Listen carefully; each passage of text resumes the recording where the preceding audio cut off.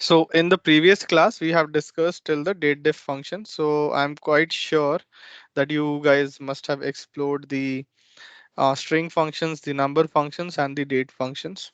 So the next two set of functions would be our logical functions and the aggregate functions. Okay, so from the previous class, I remember the last thing that we were discussing is the zn function there, whereby I was telling like wherever there is a null value. Okay, let me just open it and show you. So wherever there is a null value, will give a zero. Okay, otherwise it will return the expression. Similar to that would be my logical function if null. But in here, if you see, earlier it was giving me zero everywhere, but in here I can define that number. I can just replace that number instead of zero. I can replace it to some other number as well. Okay, I think Bhavna asked me this question in the last class. So Zn function there. So in the Zn function, it will replace it with zero. In the if null function, I can replace it with any other value there. Okay, and I don't think that we have null values here. Otherwise, we could have seen it. Mm, yeah, we don't have any null values here. Otherwise, I could show you what I meant. Mm,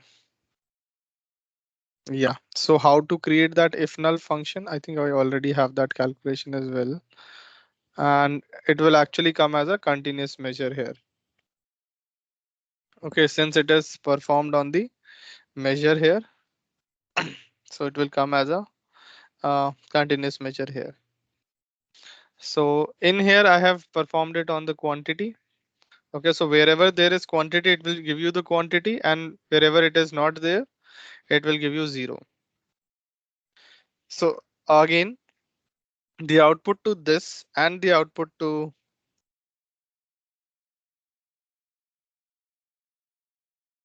this would be exactly the same. Okay, but so this is just to fill up for your Zn function here. So if you can just remove 0 here and make it 10. So now wherever there is a null value, it will replace it with 10. So kind of an uh, imputation that you can provide it here. Okay, so that is how if null function is different from Zn function there. In here, you can provide any value. Let us see here as well. Returns expression if it is not null, otherwise returns expression 2. What is expression 2? Whatever we give it as an expression 2 here. Okay. Okay. Next is the isDate function. Again, this is our logical function which give you output uh, in this particular manner. Okay, so mostly you'll get the output in true, false, like that. Again, you can, as you can see, if null function is something whereby you can get the output in the text form, sorry, in the number form as well. Okay. Mm, So I have my logical isDate function, which will just tell you whether it is a date or not. Okay, so in here, I'll tell you what happened here is. So let's say, okay, first let me just find out isDate function from here. So it says returns true if a given string is a valid date. Okay, so let me just try to find out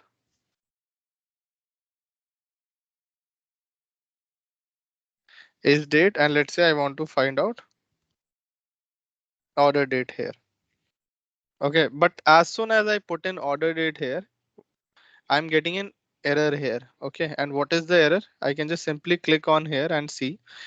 It is saying is date is being called with date time. Did you mean string? Okay, so is date function is something that should be called out with string. Okay, that's why it's asking me, did you mean string here? Okay, so this is currently exactly the date format, date and time. So if I have to show you order date here. Yeah, as you can see, this is a date time format. Okay, date and time format. What if I change it to string now here? Let's see. And once I change it to string, uh,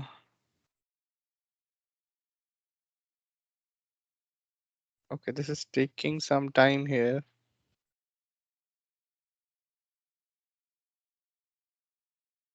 Yeah, see, all these functions have become invalid now. Why? Because these consider date as the date and time option here. If you remember from our previous class, these date, day, month, and year here. Okay, so let me just get back to this and let me just get back to what I was showing you. So if you see here, if I edit this, let me try removing this. Yeah, it should work now because now this is just a string value here. Okay, but prior to this, okay, prior to this was a okay.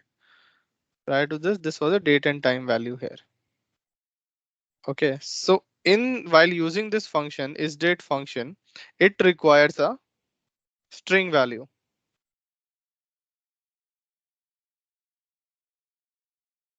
Yeah, so it requires a string value here.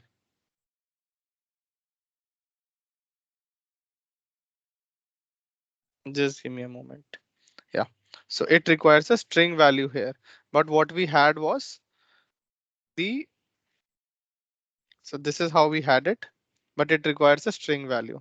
That's why it has put up or thrown up this error called with a date time. Did you mean string? So what I did is I just converted it to string by using the string function here. Okay, we can see from here as well. Returns a string given an expression. Example, string age returns all of the values of the age measures as strings now. Okay, so this way you can convert any function into a string function. Okay, so any in this case, any let's say measure also. In this case, it was date and time. So any variable you can turn it into a string variable. Same way, what you can do is you can also convert, let's say this customer ID, I want to create a calculation here. So currently you can see this is ABC. That means it's a string. But if I want, I can just simply put in int in front of it, which means I can convert it into an integer, returns an integer given an expression. This function truncates results to the closest integer towards 0. Okay, so I can convert this output now to as integer as well. So this is how again when is actually these kind of things that are useful. So these are actually useful wherever let's say we are doing a calculation whereby we need some additions or subtraction, something like that, and the one format of one particular variable is different than the other.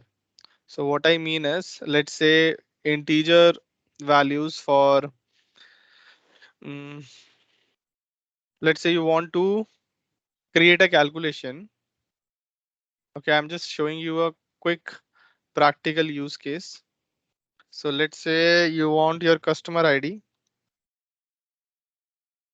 Okay, and you want to add the customer count to it. You want to show these values here. Okay, but this will throw an error. Can't add string to the integer values. Okay, these are my integer values and these are my string values. So what I can do is I can simply write a str function here. Okay. Okay, again, this is aggregate and non-aggregate. So let me make here as well str. Let me try it out if that works. Okay. Okay, so maybe let me take it as sum, then try it out.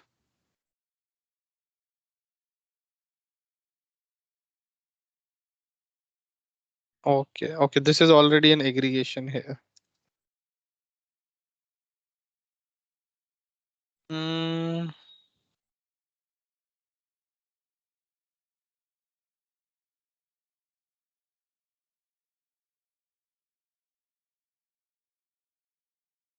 okay,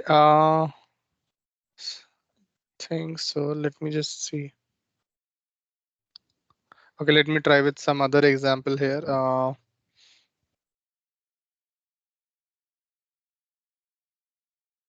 Maybe I want to show the product ID there.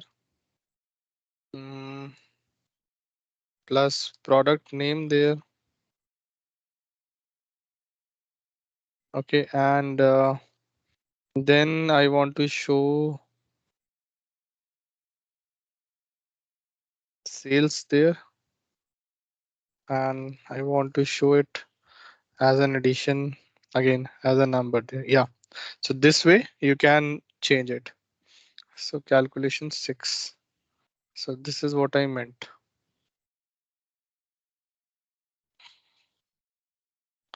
Okay, so now you have a,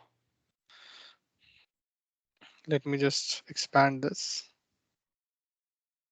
So I'm showing you the use case for this.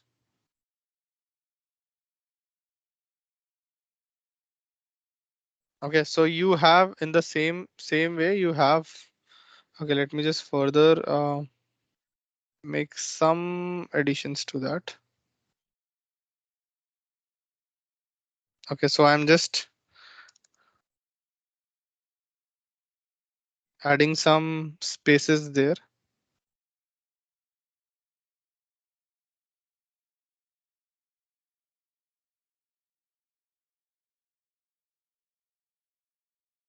Okay, so that you can see the distinguishing factor there.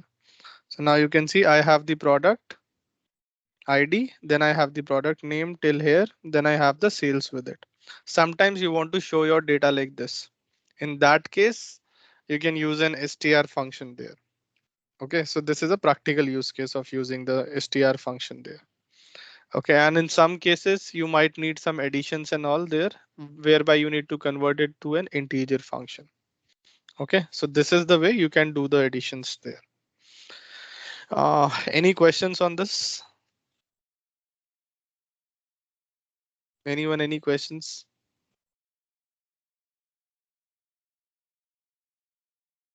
Okay. So just wanted to show wanted to show you guys the practical use case as well for this. Okay. Yeah. Then I have is logical minimum function here.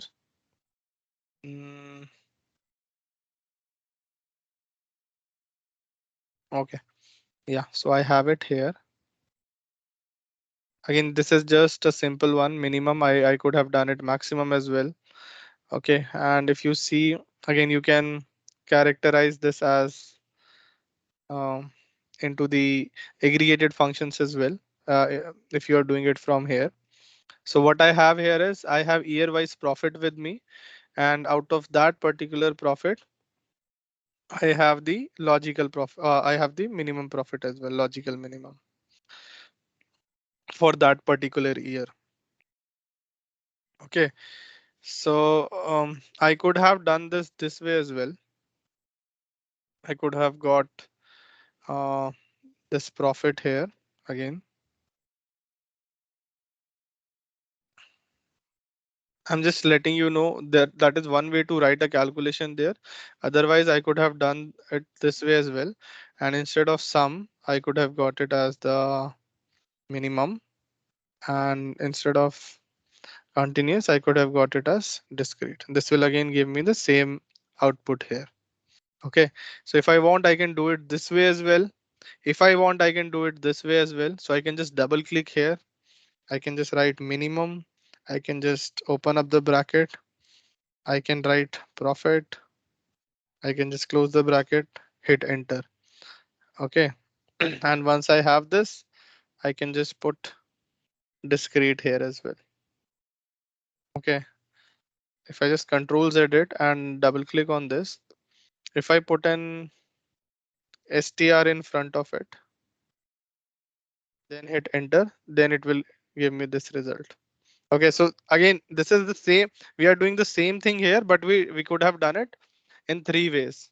Okay, we could have got our measure here, then converted it to first we could have performed the aggregation here like minimum, and then we could have converted it to discrete. And then we can just simply double click here, write off the calculation here itself, because we know what is happening here. Okay, so I know I'm getting the minimum profit, and ultimately I'm converting it to a discrete variable, which is eventually a str function. So I'm doing it this way as well. Or else, if I know it, uh, I can write a calculated field then and there itself with, again, minimum profit. This is the third way. And if I want it directly to be the discrete variable, I can just write an str function on top of it. Calculation 7, I can just directly put in here. It will give me again the same result. Okay. So these are the ways I just showed you how you can write down your calculations, and also so that you can understand it better. Okay. So what is happening behind the scenes? Okay. Okay. So let me just try out with giving you guys one question there, one function there rather.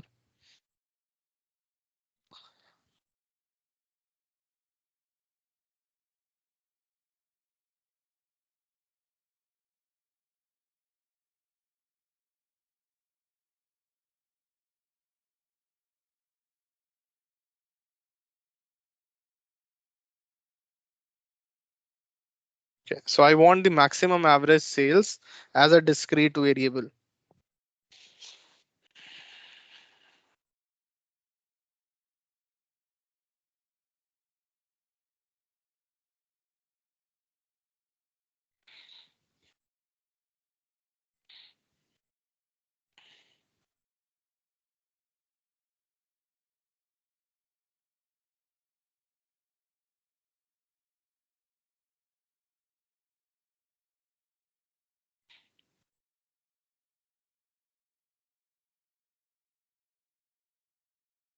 Now, so I pasted it in the chat. I want the maximum average sales as a discrete variable. Again, very simple. I'm quite sure you guys can do it if you attempt it. It's very similar to what I just did.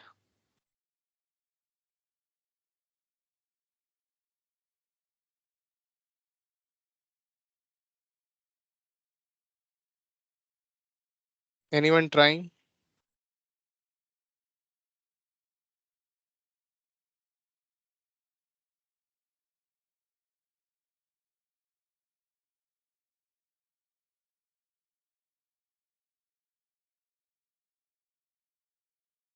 Guys, are you able to hear me?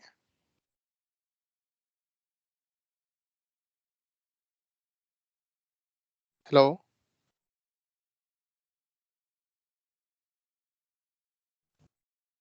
Yes, Abhishek, you are audible. Oh, okay. Okay. Thank you, Akash, for confirming that.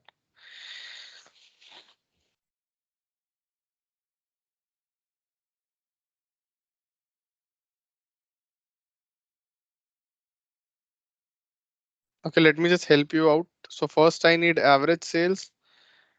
Then okay, okay. Anyone trying it there?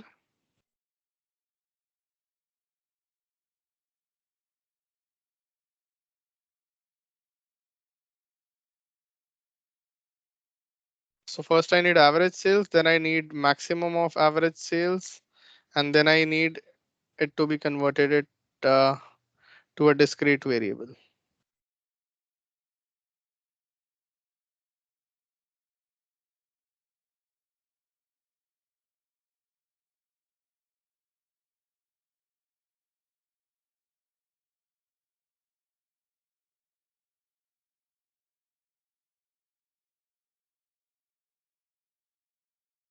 Okay, you want me to call out names? I can do that.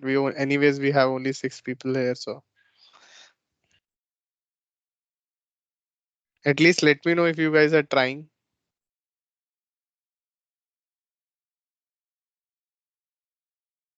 Doesn't matter even if it is wrong.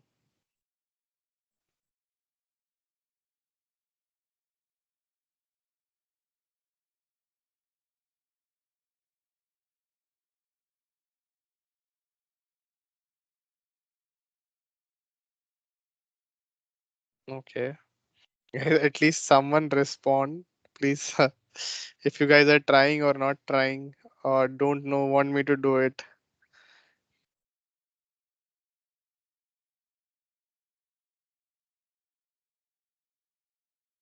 Okay. Ravi, Onik, are you trying it?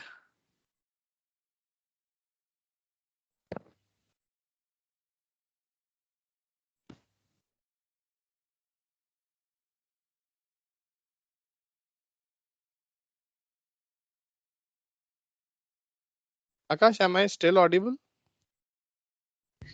Yes, you are. Okay. Looks like nobody wants to respond. Yeah. Okay. Okay. This is first time, but okay. Let's see. Mm, okay, Nikita. This is correct. Only one thing is missing here. You have got the maximum average sales. Okay. If I have to put this, okay, let us just quickly see this now. So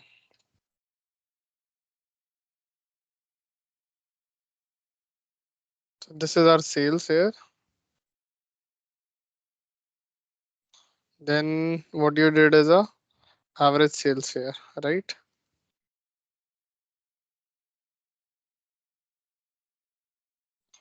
Then what you did is a maximum of this average sales.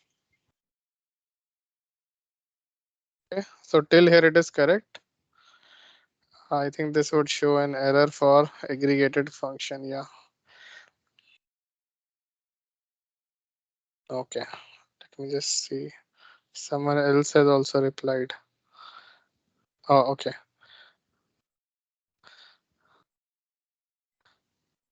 Okay, maybe this could be the reason all of you are not replying at all. Uh, so the thing is, you cannot perform two aggregations simultaneously in Tableau. Okay, so it says argument to max. An aggregate function is already an aggregation and cannot be further aggregated. Okay, so let us see if we can do it this way. So we have our average sales now. Okay, let me, okay, from here as well, you can see now there is no option of aggregation that is coming, as it already says that it's an aggregation here. Okay, so in order to convert it to discrete, all you have to do is click on the discrete part. So this is now giving you average sales. Okay, and that too a discrete average sales here. Okay, so you cannot do an aggregation on top of an aggregation. Okay, and so those of you who are thinking like, then how should I write this particular calculation here, maximum of average sales? Okay, so either you try to dig it yourself and let me know, or you wait till our last session for the LOD calculations there. Okay. Okay. Then we have our aggregated again. These are the simpler ones. Okay, so these are again averages here. You have the average sales option. I just put in sales here, and then I have the option of, again, I can take average, median, count. All these options are available with me. Okay. Likewise, you can see I have the count option, then I have the distinct count option as well. Okay, and then I have the median option. I have the standard deviation option. So I have all these options here. These are all my aggregations here, aggregation functions. So in a nutshell, we have covered number functions, string functions, date functions, logical functions, and aggregate functions.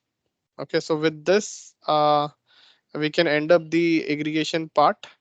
And anyone has any questions that you want to ask here? I want to ask this again. Why we can't? Sorry, I missed it. Why we can't use two simultaneously aggregated functions together? We can do it, but again, how we can do it is something that I want you guys to either figure out now or just wait till the last class. Okay, so it's something that can be done by LOD. Yeah, right, right. Understood. Okay, with this,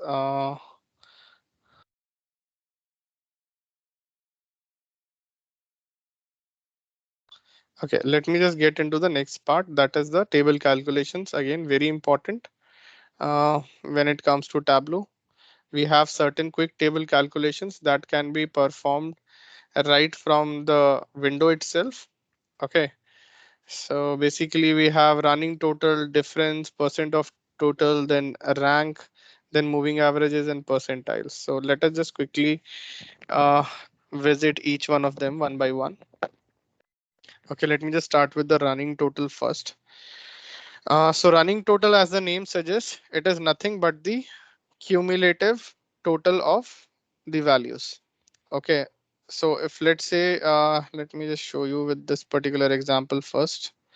Uh, I hope everyone can see this uh, table here.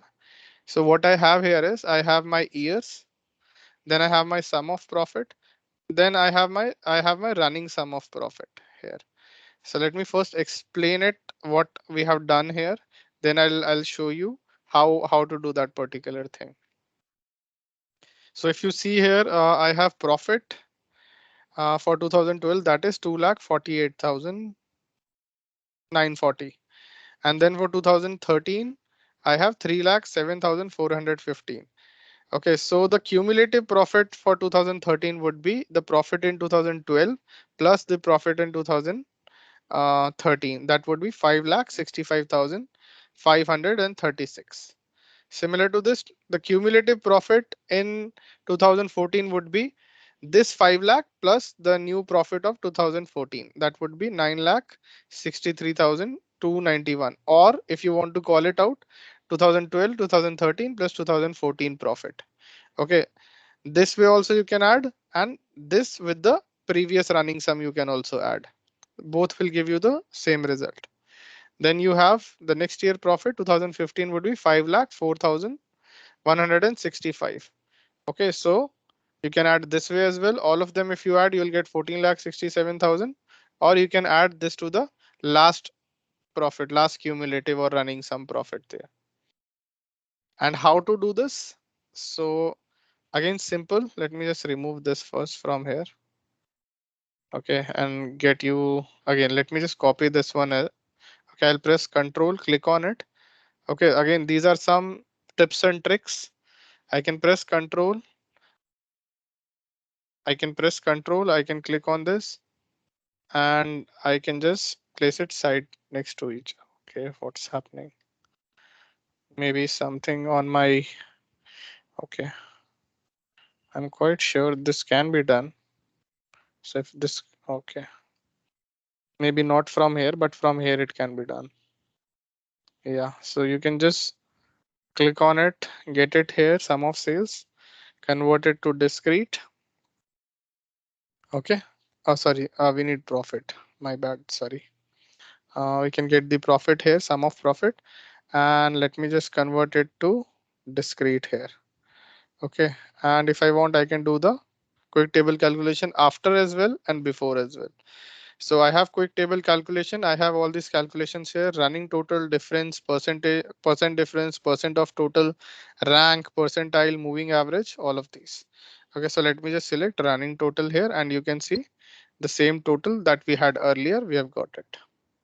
Okay, so we have table calculation options available here itself. Uh, in here, you won't get the table option here. So first, again, in order to get the table option, you need to get it into the pane here. Also, you can get it here as well. Instead of this, if you have put it here and then done the table calculation, then also you'll get this option. You can see.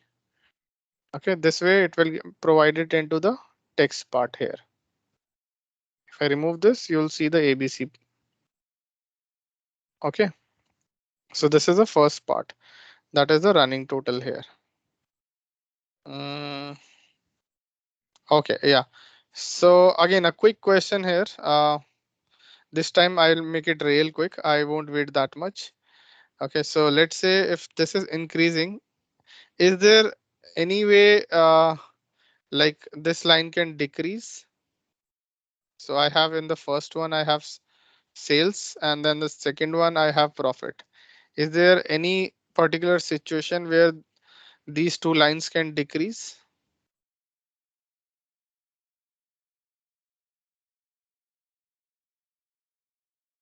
or rather be a downward sloping?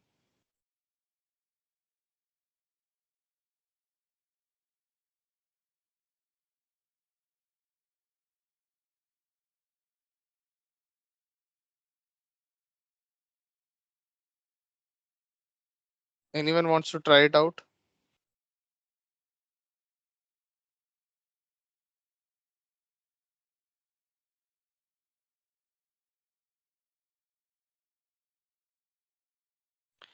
So what I meant is, let's say if we have these two lines here, running totals, okay, for sales and profits, can these two lines be instead of upward sloping, can they be downward sloping?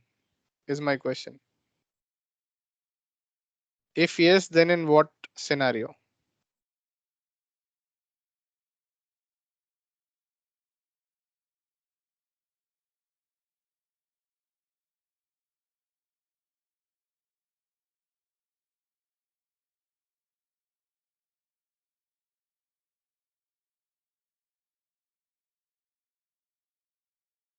Bhavna, if you are saying something, I couldn't hear you.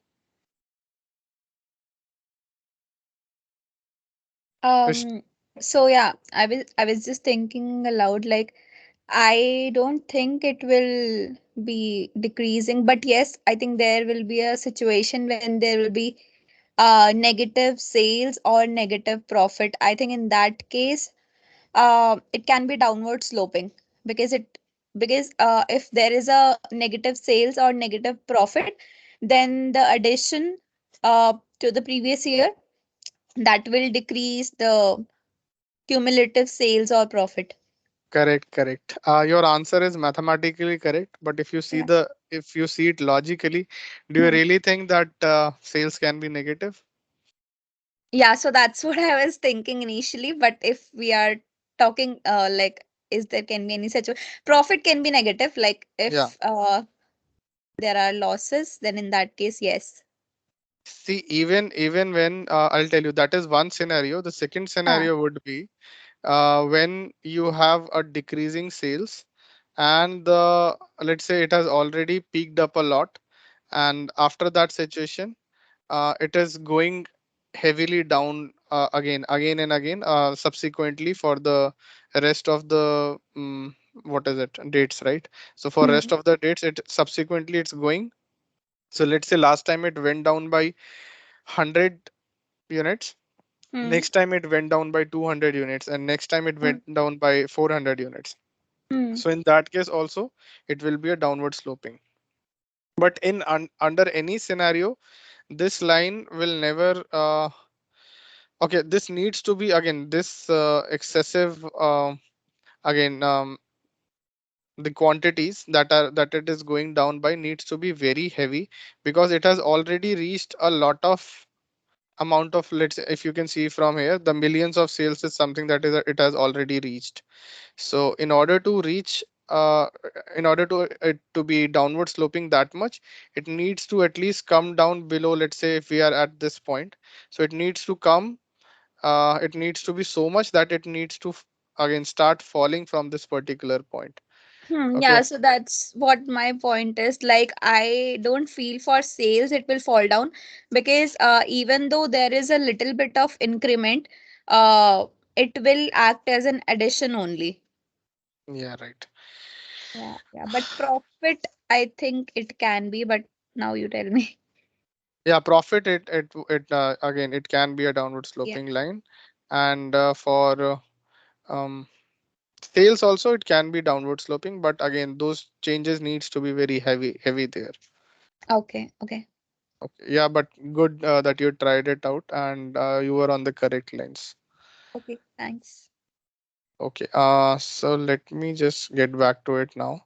So the next one would be my difference part. Okay, again, same way, instead of the quick table calculation here, instead of the running total from the table calculation here, I've selected the difference here now. And as you can see, so this is how much, 2,48,000. Again, the same example, sorry, the same example, what I have here. Now I have just changed the calculation here. So as you can see, 2,48,940. Then the next year it increased to 3,07,415. So for the first value, as there is nothing available that it can subtract to, so it is giving me a null value here. Maybe something that you can now you can try a zn function here. Finally, we got a null value, right? So let us just make most of it. So what is this difference? Oh, okay. This is difference in second one, right? So let me just create a table again, a calculated field, and let me try if I can do it that way. See, it has already taken a zn function in both these cases. Okay, if I want, I can do an overall zn as well on this. Okay, so that whatever the value is, if it is a null value, it gives me uh, some value there. So let us see if I can get it. Oh, I'm just deviating from the topic a bit, but just wanted to show you. See, 0 has come up. Okay, because it was a null value here. Yeah. So just wanted to show it and finally encountered a null value. Happy to see that. So just wanted to um, show how that Zn works here. And also, I think simultaneously we can see the if null function as well. Let me see if we can see that as well.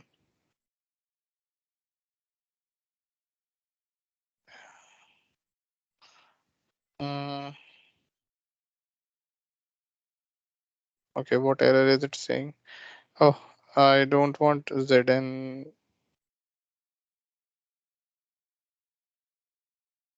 Okay,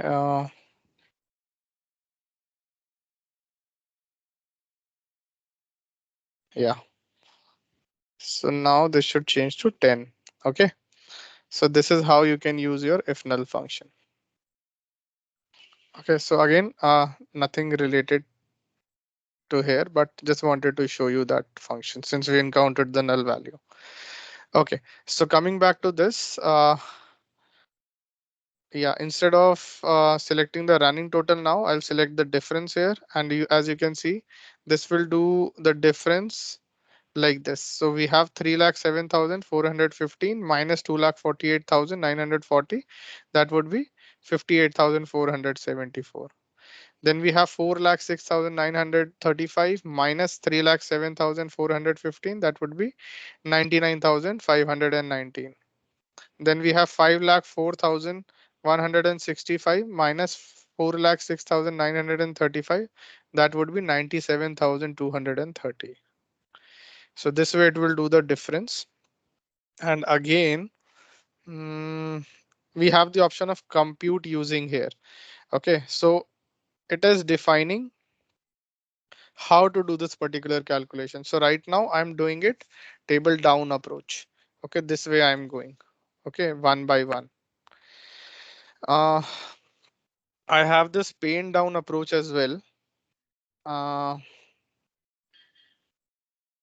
Something that would give you null as of now, but let me see if I make it to.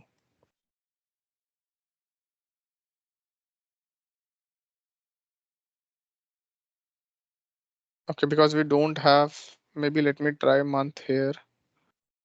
No. Okay. Okay. Anyways, I'll explain you the difference between table down and pane down in one of the examples in the rank. So no issues there. But again, just want you to understand the computation part here. So it is going down here. Okay. And let's say instead of having it here, if I swap my axis and have it like this, okay, then if you see, it has automatically now taken this to table across. Okay, so now it is going this way, as you can see. So this minus this minus this minus this. Okay, this is something that I wanted to show you. So this is how my table calculation works, and this is how my computation is working here. Okay. Again, this pane across, then down, something that you'll get to know.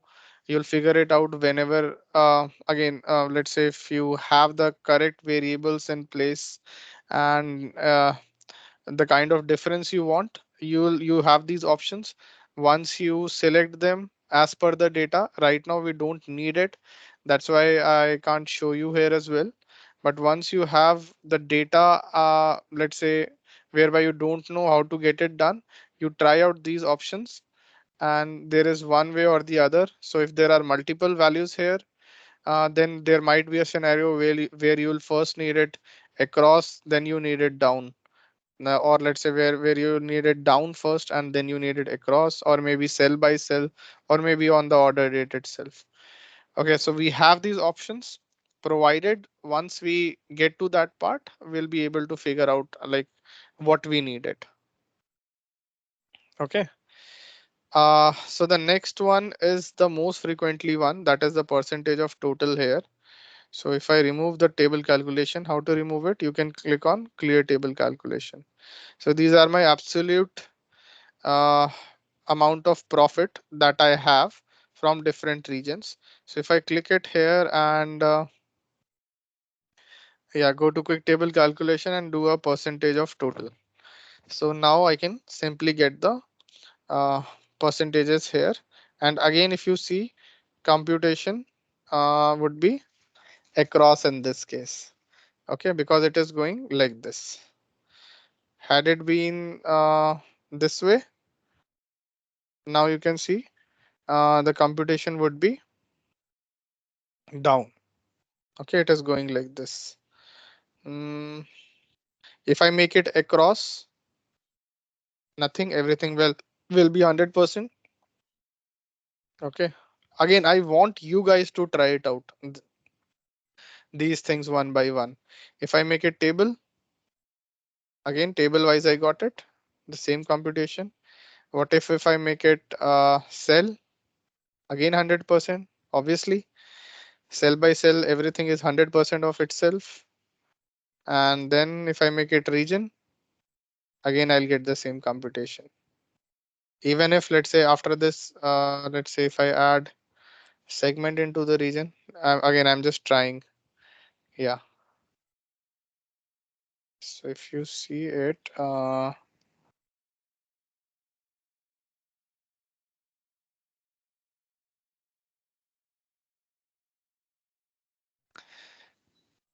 yeah, so region wise, it has taken it up. Okay, so in that particular region, I'm guessing it is segmenting the, not really. Okay, I thought it was segmenting the sales as well in that particular region. Mm, but it's not like that. Yeah, so just try it out these options on your own once. Okay, all these computations, what is changing and not. And let's say if you place after the region part, if you place a subcategory and then you want to check it out, okay, what is the distribution there? So what I mean here is, so if you see, I think this would be somewhere 14.85%. Okay, which was actually the case when subcategory was not here. Okay, and let's say if you want to do the computation now, how would you do it? Now these options, what I was telling you earlier, would come handy. So you wanted pane down. Okay, let's say if you want pane down. So in that Western Europe, 14.88%, you have the distribution of that as well, completely. The 100% distribution of those 14.88%. You can see 100% distribution here. Same way for Eastern Asia, you'll have this. So this is how it is pane down approach. Maybe I'm missing on to something here. Oh, yeah, I'm missing on to all these values as well. Again, this will be all 100%. Okay. So just try out, just play around with the data and you'll get to know what I'm saying. Mm, yeah, this is same only. Then we have the rank, a rank part here. Okay. And if you see rank from here, why is it not coming up? Okay. So as you can see now, we have this ranking. So I have category and subcategory wise profit here. And again, I took the profit here and did a table calculation on it. Okay. And what was the table calculation? It was a rank. And how is it doing it? Currently table down. Okay. But how I want it would be pane down. Okay. But because what I want to see is in a particular category, what is the rank of my different subcategories?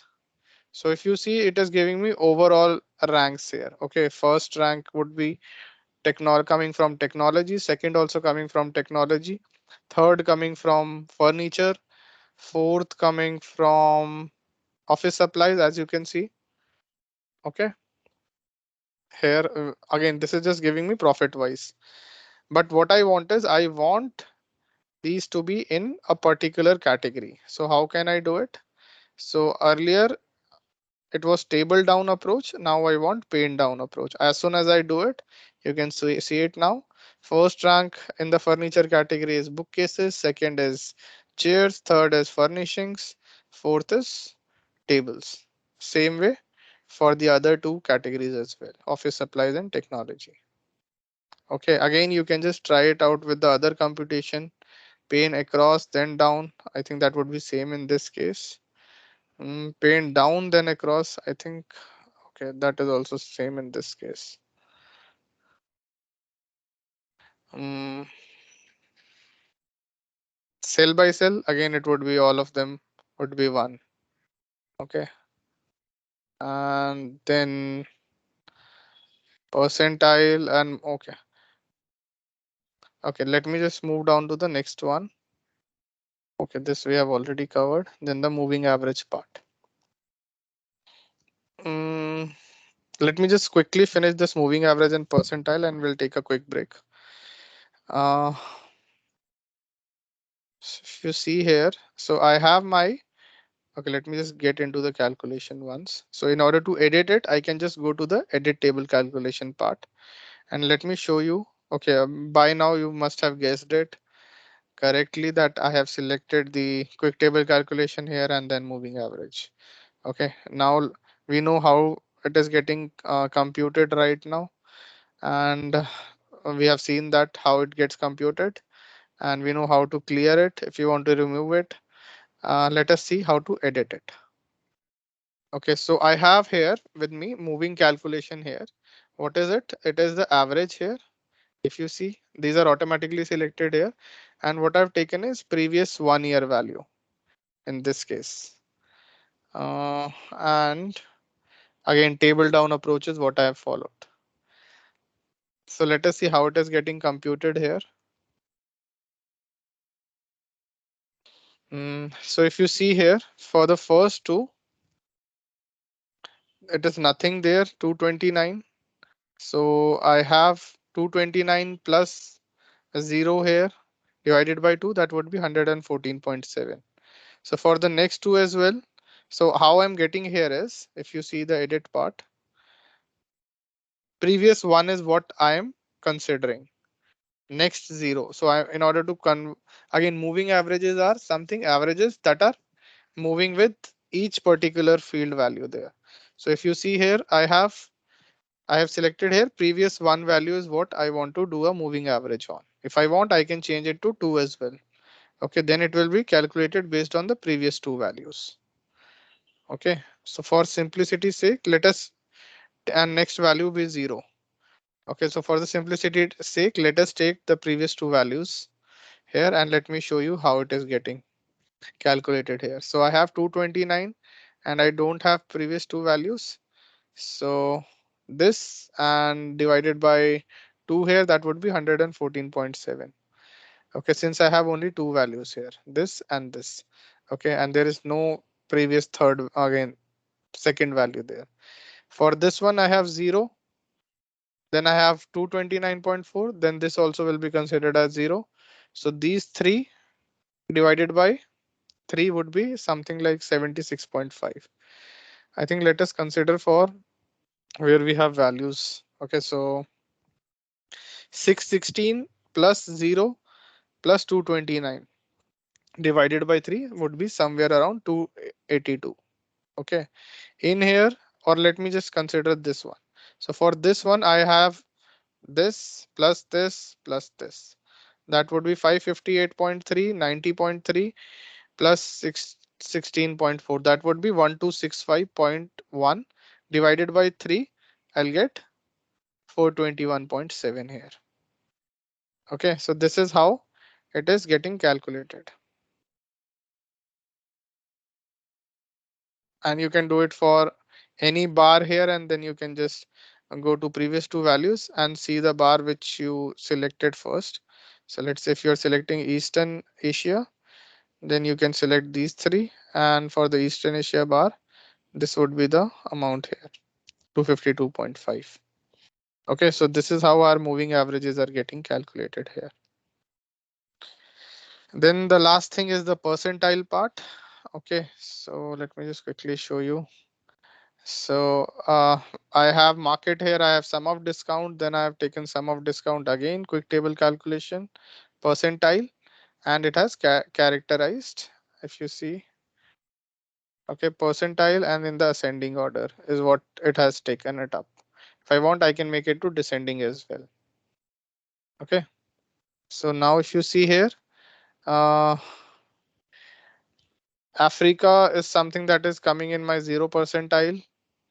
And then let me try this arranging in ascending order. Or maybe, yeah. So Africa is coming in my 0 percentile. Europe is coming in my 25 percentile. Then Latin America is coming in my 50th percentile. US, Canada in my 75th, and Asia Pacific in my 100 percentile region. Okay, so again, I'm taking the assumption here that you guys are aware about the percentile concept here. But this is how we do it in Tableau. Any questions from anyone? Anyone, any question? So binning is basically in Tableau, you have the option to directly bin all your measures there. So what I mean is you can anyways go into a particular measure and create a bins out of it. So what is the usage of this? Basically, what you want to see is the distribution of the data. So let's say, let me just first explain this example, then I'll show you how to do that. So let's say I want to analyze the distribution of my data. So in this case, what I've taken is I have taken bins on the quantity. Okay, so let's say if an order is purchased, so usually what is the order size there? Okay, the quantities of order in which it is purchased. So in this case, so I have taken the bin size as 3. So if you can see, so the first one contains the order size 0 to 3. Okay, so 0, 1, 2, 3. Then in here you have 4, 5, 6, and then you in here you have 7, 8, 9. Likewise, it is going. Okay. So I want to see from this what is my count of orders for a particular bin size there. Okay, so in this case, how to read this particular graph? So 21,711 orders have been placed with the quantities 0 to 3. Okay, so same way in here, if I have to make it interpret it, so I'll say it 20,949 orders have been placed in the size of 3 to 6. Okay, same way here, 6,766 orders have been placed in the size of 6 to 9. Okay, so this is how I want to, this is when we want to see the distribution of our data, we can use the binning part there. Okay, so same thing, I can do it in the percentage terms as well.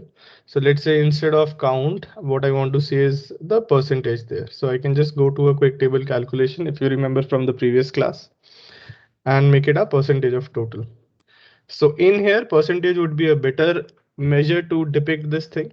Okay, again, absolute numbers might not make that much sense. Okay, in this case, it is making the sense and it is quite clear, but if our data is large and if let's say distribution is also large, then it might not make that much sense. So going with the percentage in this case makes much more sense here. Okay, so we can see the percentage distribution here as well. Same way, if I want to see the distribution, let's say, or maybe if we want to see a rank of this, or again some difference or running total, we can see it that way as well. But in this case, the thing that makes sense is percentage of total. Okay, so just to get it from the previous class, just to revise on that part as well, I just showed you, so you can play around with the percentage. Similar to this, so let's see now how to do this thing. Okay, so when, Abhishek, one yeah, question. So, the x-axis label is the lower point of the bin. So the first one was showing 0 because it has 0, 1, 2. Second one was 3, 4, 5, hence it is showing 3. Is that how yeah, to read the x-axis labels? yeah, right, absolutely right.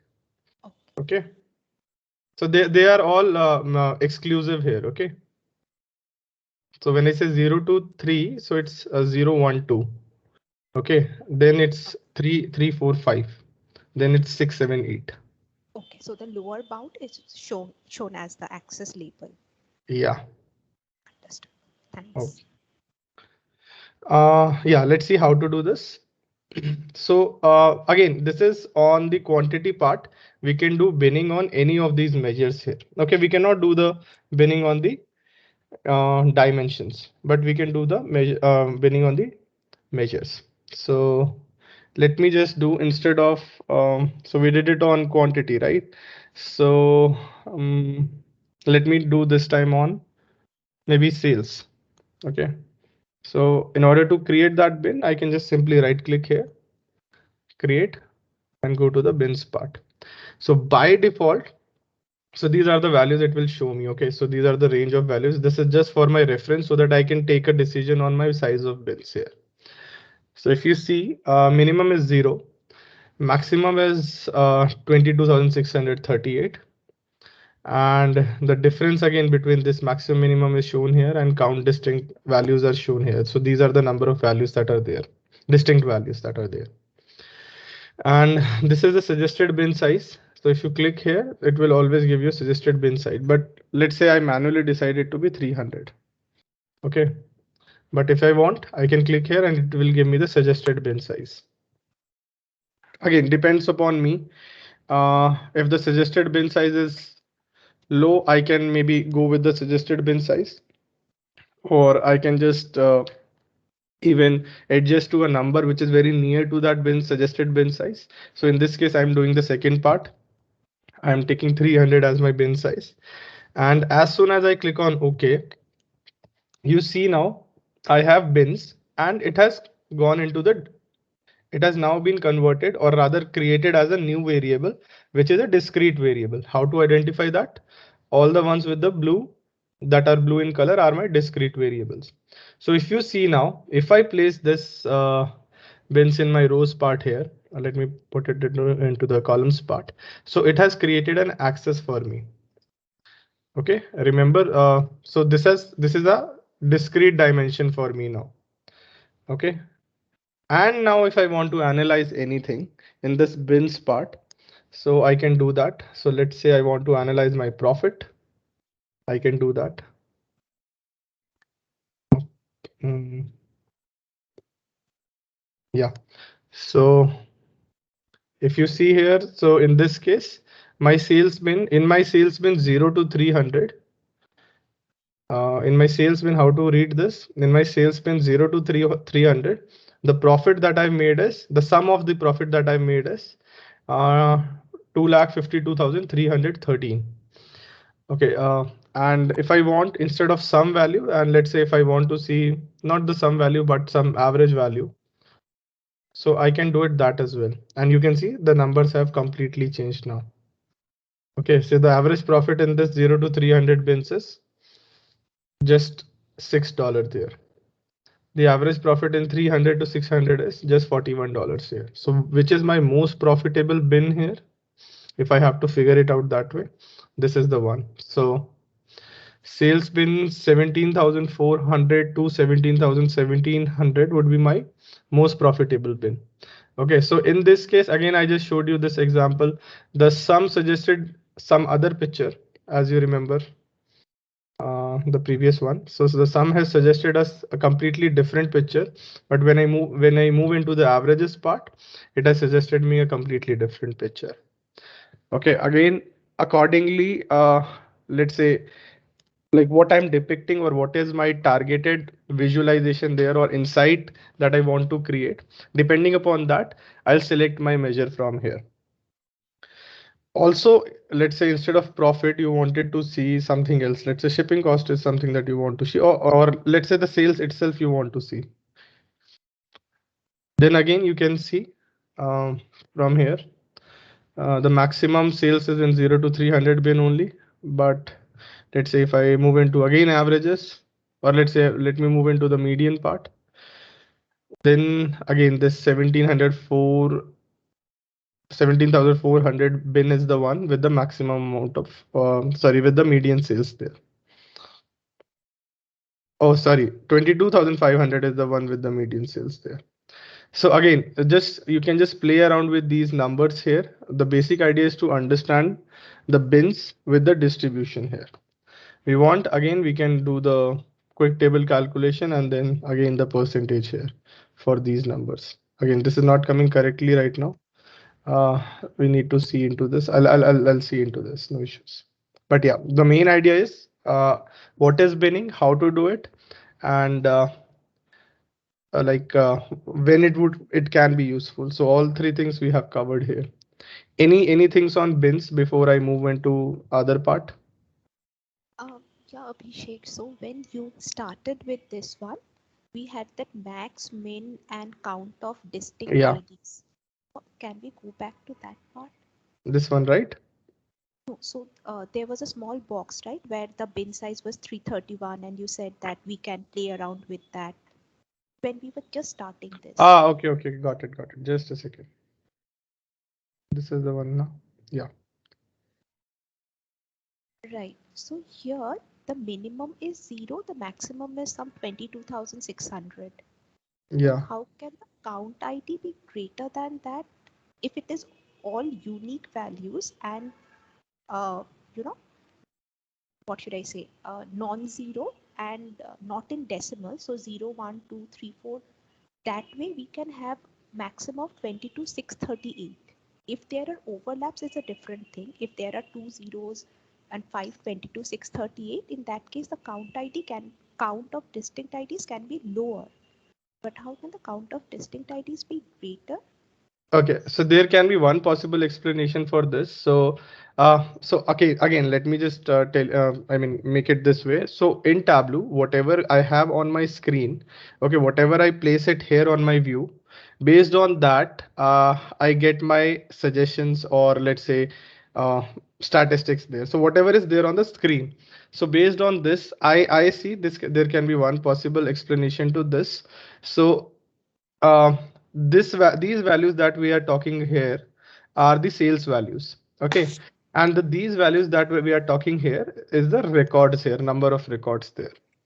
Okay, and in this, again, there can be max, again, there are, let's say, 27,200 records that we have.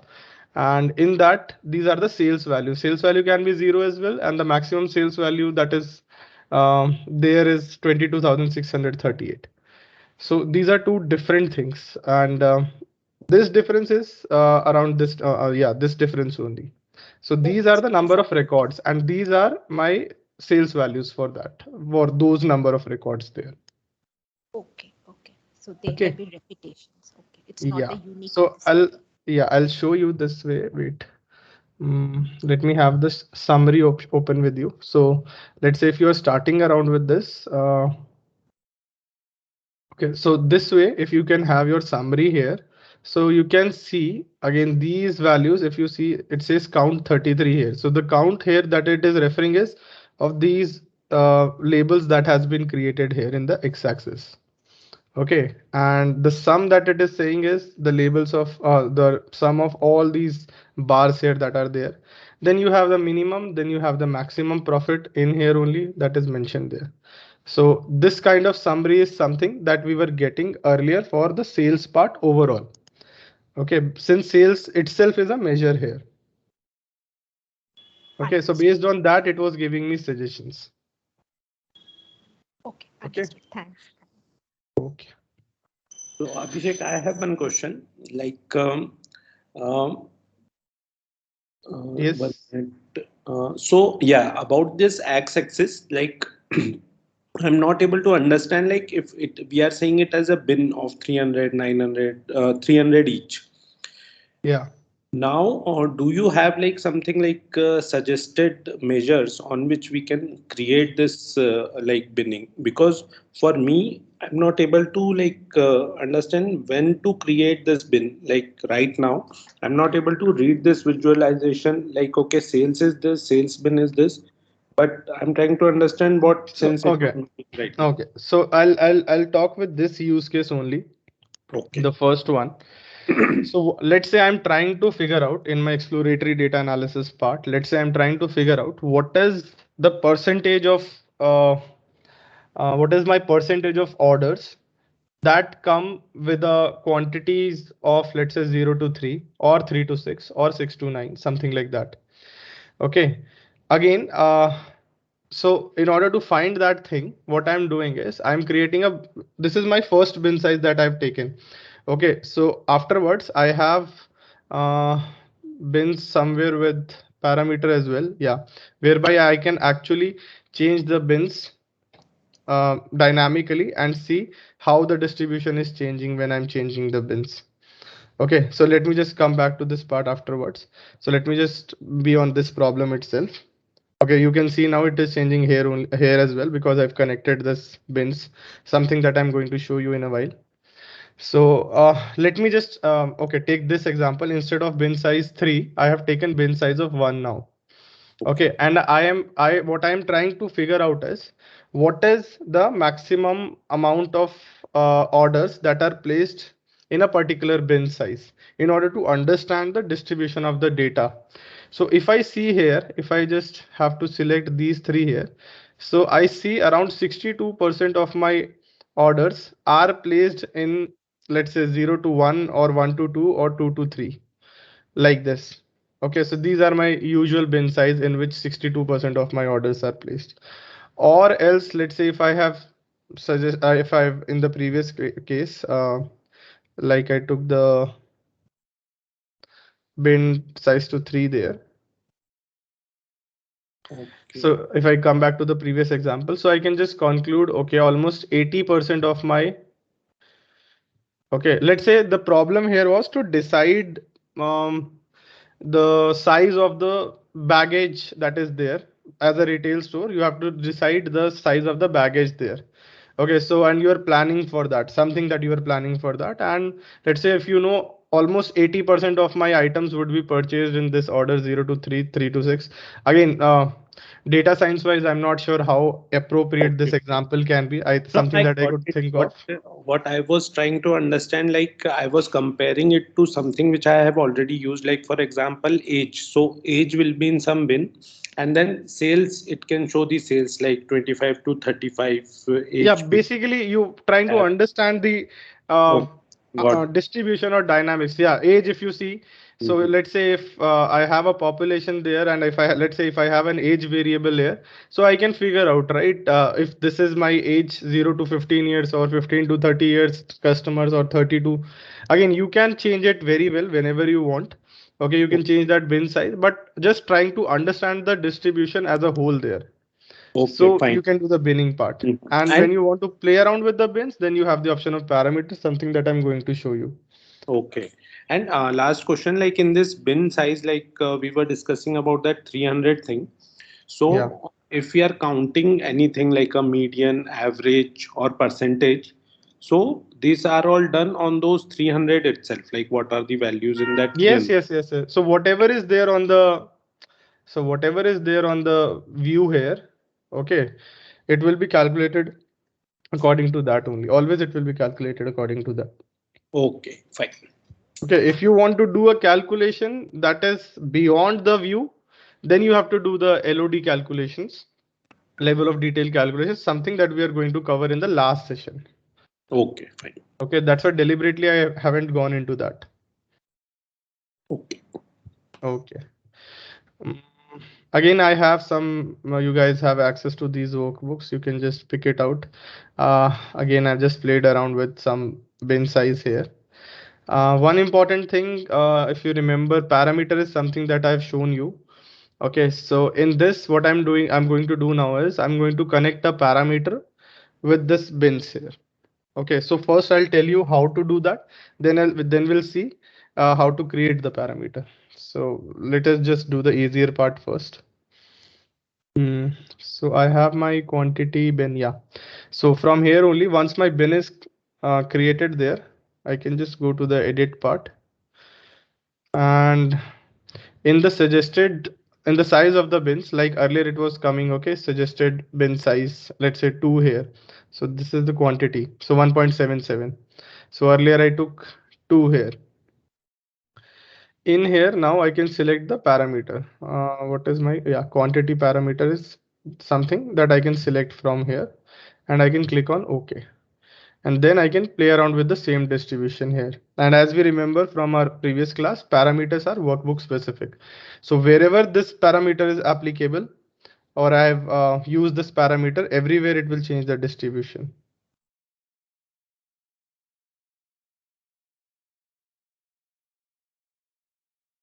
Okay, so this is for the 5 bin size. As you can see, I'm changing it here. It is getting changed there as well. Let's say if I make it to 1, then it is changed here as well. So wherever I use it. Okay, so how to create the parameter? Just use this small arrow here, create a parameter, and you can create a parameter here. Okay, in this case, yeah, so you have these values here. So let me just select instead of float. Okay, I can go with float only. And maybe a range is what I can select. Minimum, maximum, let's say minimum I want to see is 1 in the quantity parameter, and maximum that I can go up to is 7, or let's say 5. And the step size I wanted to increase would be like the way it is increasing 1 by 1. So I've made it to 1 here. Let it be 1 and click on OK. You can see my parameter is created. Now the same way, I can go to my bin. I can edit this. From here, I can select this parameter. This is the one that I've created, parameter 2 here, and make it OK. Now if I change this, it will no longer change because this is not connected to this particular parameter, but to this parameter here. I can just again click on it, show parameter. Now if I change this one, you can see this is changing. Okay. So parameter is something that we have already covered. Now we are seeing how to connect parameter with the bins as well. Any questions on this?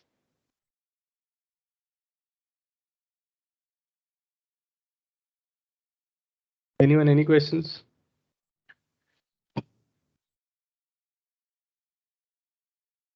Seems to be clear, Abhishek. Yeah. Okay. So since we are done with the bins part, let us move to the grouping. Okay. So what is grouping here? So in Tableau, again, grouping is something what you are able to understand by the name itself. It is to basically group the dimensions there, but I'll make it much more Tableau specific. So grouping here, what grouping means is, again, combining the multiple members from a single group into a higher dimension. Okay, I'll just repeat myself. Combining multiple members of a single dimension into a higher category. Okay, so what I mean here is, so in here, if you see, I have region wise my sum of profit here.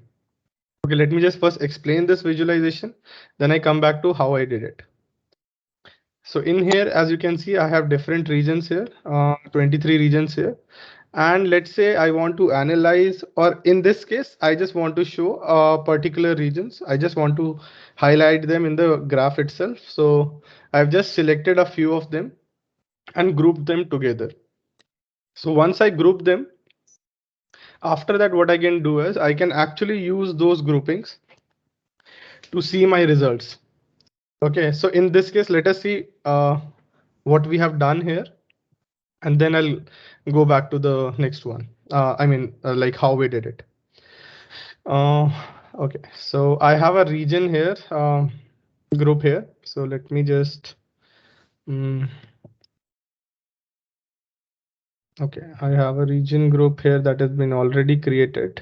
Okay, let me just get it out of here. Okay, so this was our original visualization with my regions in my columns and my sum of profit from those regions. Okay, and they are arranged, as you can see, in their descending order. Okay, highest to lowest. Yeah, so once I'm done with this, what I can do is the first part, as the first part says here, visual grouping. So what I can do is I can just randomly select some of them. So let's say I'm selecting Central America here. And in order to do multiple selections, we need to press Control and then do the selections. So let's say Eastern US, Western US, and then Central US. So I have selected 4 of these now.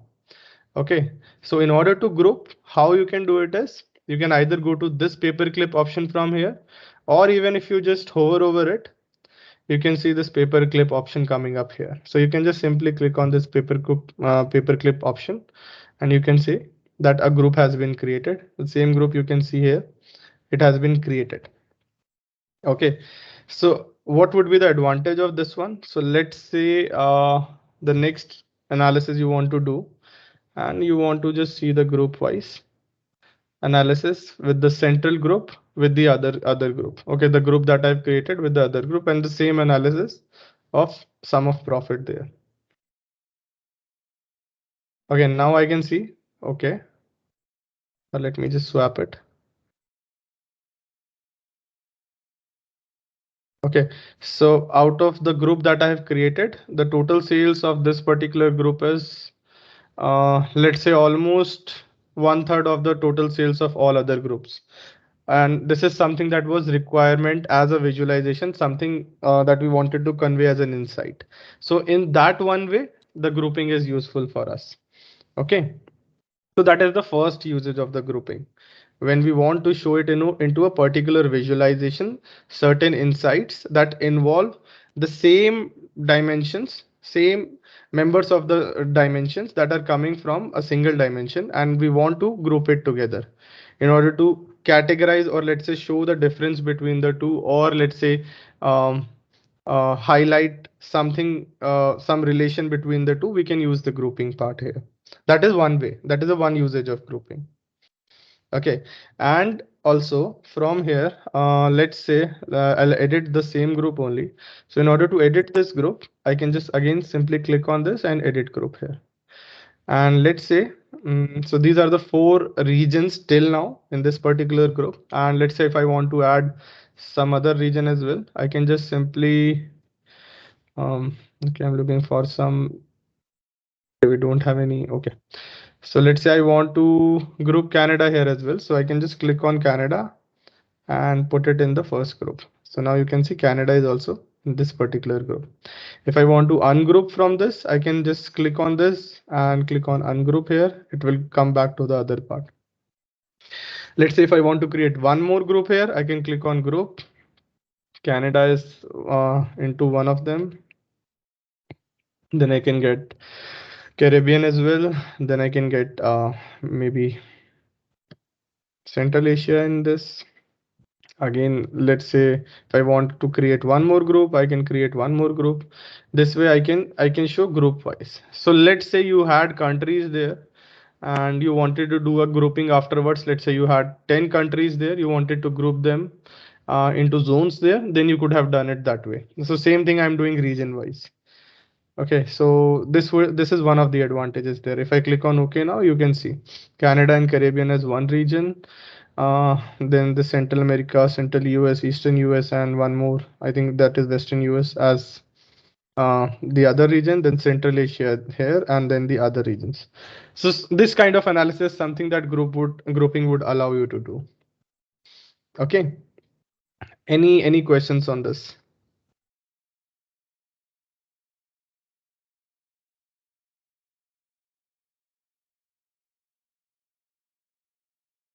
Anyone? Any questions? It's clear, Abhishek. Okay, I'll make it much more clear. Let me just move ahead a bit. Okay. Okay, I have again few more examples in the grouping part. So uh, I'll make sure that it is clear by the end of this session. So yeah, so that is one way to group the data here. Again, this is visual grouping. Again, as you can see, if I put this region onto the color part, then it can give me the colors as well, as you can see here. So it has automatically taken up the colors here. Maybe I think in one of the visualizations afterwards I have done the coloring part, that is why it has taken the same colors. Or maybe I think this is automatic colors only. Yeah, this one is automatic. So if you can see, so the first one is in blue, second one is orange, then you have the red as well. If you want to edit this, you can edit this here. So I'm just repeating myself a bit. Some of you might find like some of the repetitions. So since again we have a new joinee today, so I'm just repeating some of the things that I can. So that is one part. If you want to change the color, you can change the color from here. Just select this one and then select this color to this, maybe red to some green color, maybe other to yellow color, something like that, and then you can click on OK. Okay, so this way also coloring is the second part that you can do with the grouping. Okay, so without this you would not have been able to color. So again, this is the second usage. Without using the grouping part, you would not have been able to color the bars of different bars in the same chart in different colors. Okay, so if you want to color each one of them also in separate bars, you can do that. So this is the second part. So grouping allows us to color as well. So the first part is to bring out the differences between the same categories that are coming from, or the same members that are coming from a dimension. Second would be to color them as well. Okay, to make it visually much more appealing. So that is one way to do the grouping part through the visuals here, through the chart itself. The second one would be through the data window. Okay, so that is something that we can do it from here. So I think I already edited it from here. Okay, so the second way how you can do it is, I'm just trying to figure out region. Yeah. And you can create a group from here. Same window will appear. Okay, instead of doing it from the region, and again I can do this grouping, maybe the region wise grouping on some other chart as well. It's not like that it would be done on region only. No, it's not, nothing like that. So let's say I have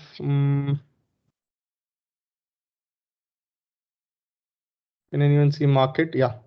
So let's say I have market here and I have market wise profit here. And then I want to do the colors. So I can, again, putting it into the color, I can actually get the visualization here as well. Okay, so as you can see, others have dominated in Europe and likewise. Again, this might not make sense, much more sense here because I just randomly created groups. They might not even fall in the same continent. Okay, so then that's why this is not coming up as a good graph here, but you can do it that way as well. Though the point here is which I want to make is like even if you have a graph, once you have this as a dimension there, you can use it to color from here as well. You can maybe use it to provide it into the labels as well. Okay. Okay, and maybe let's say if you only want to see it in tooltips, uh, okay, not this way. uh, you have to open it and then get it. Then we can get it into the tooltips part as well. Yeah.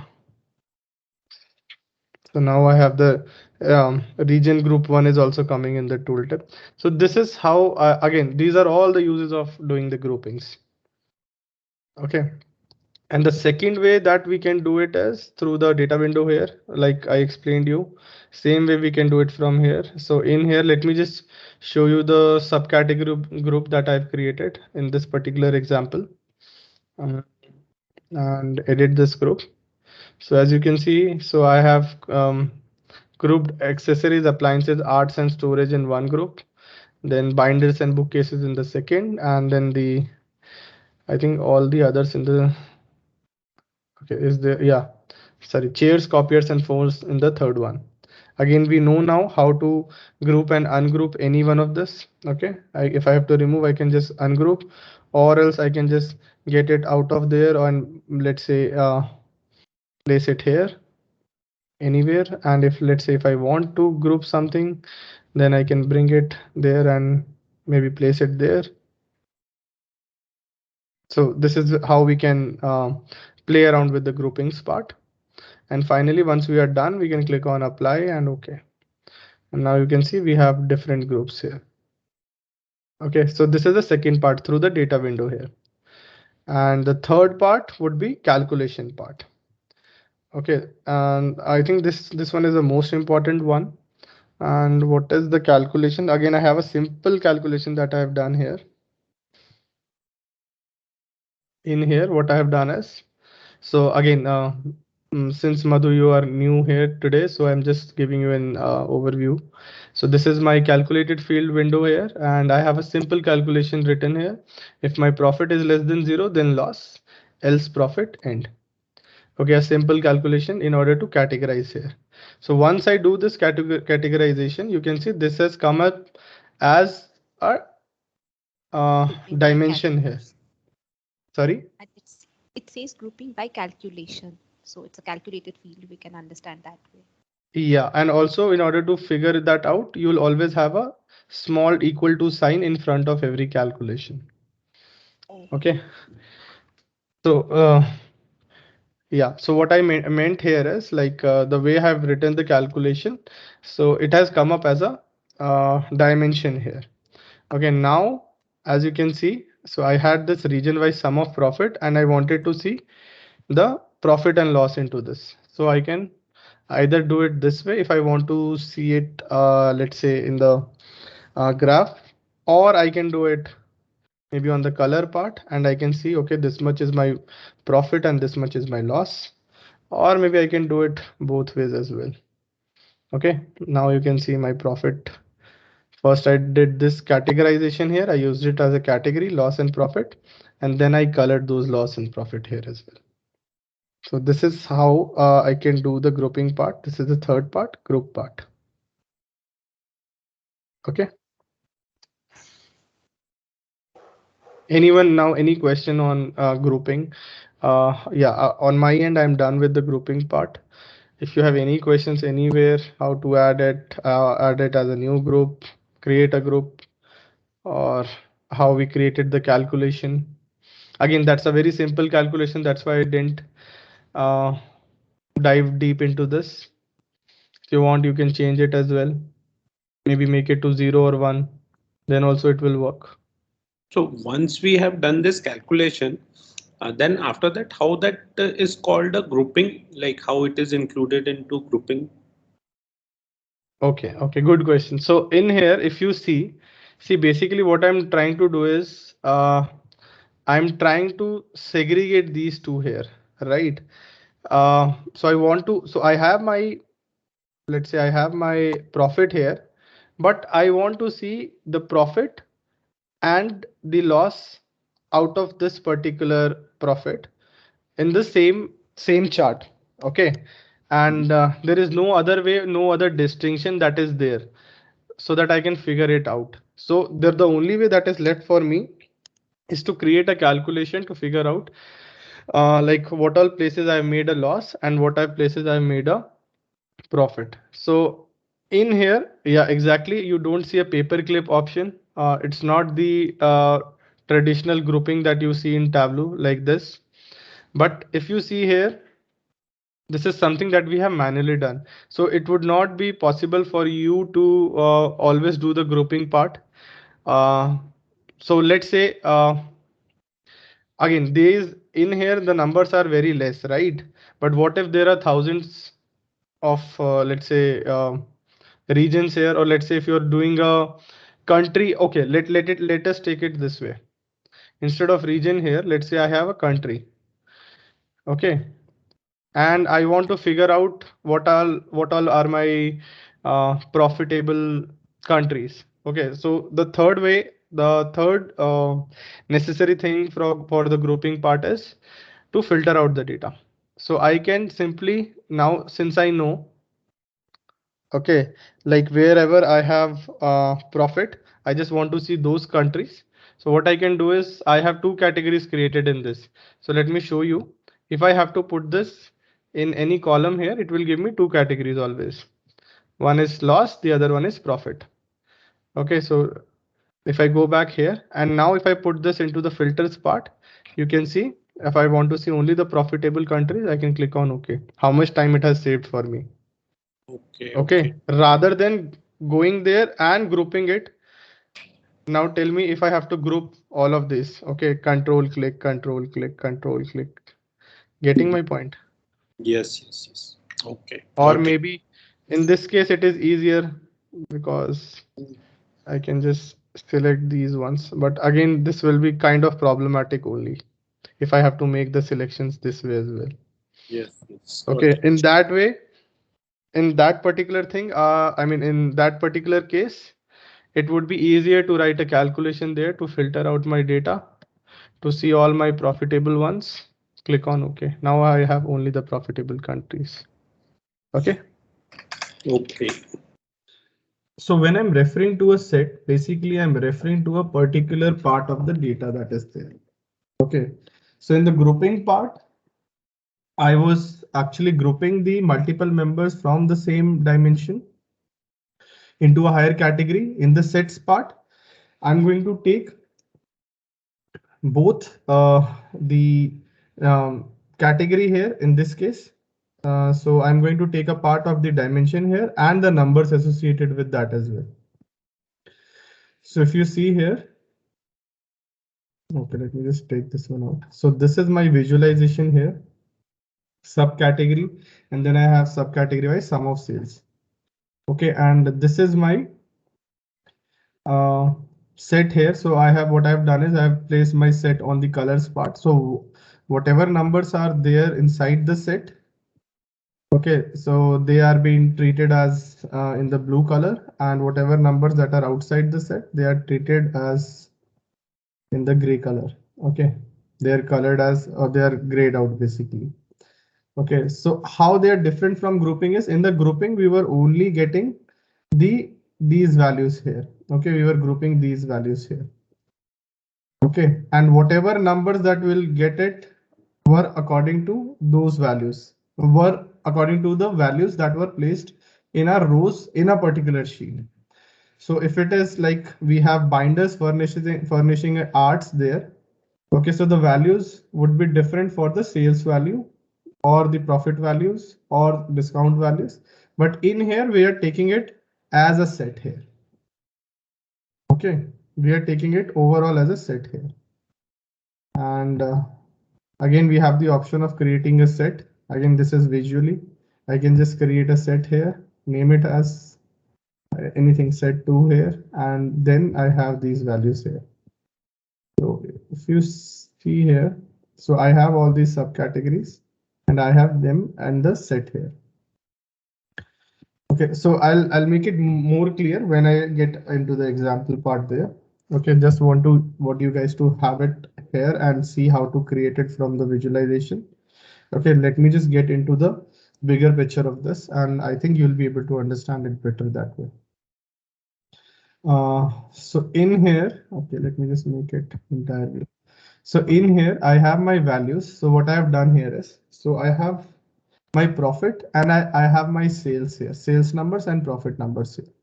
And I have basically created three sets here. Okay.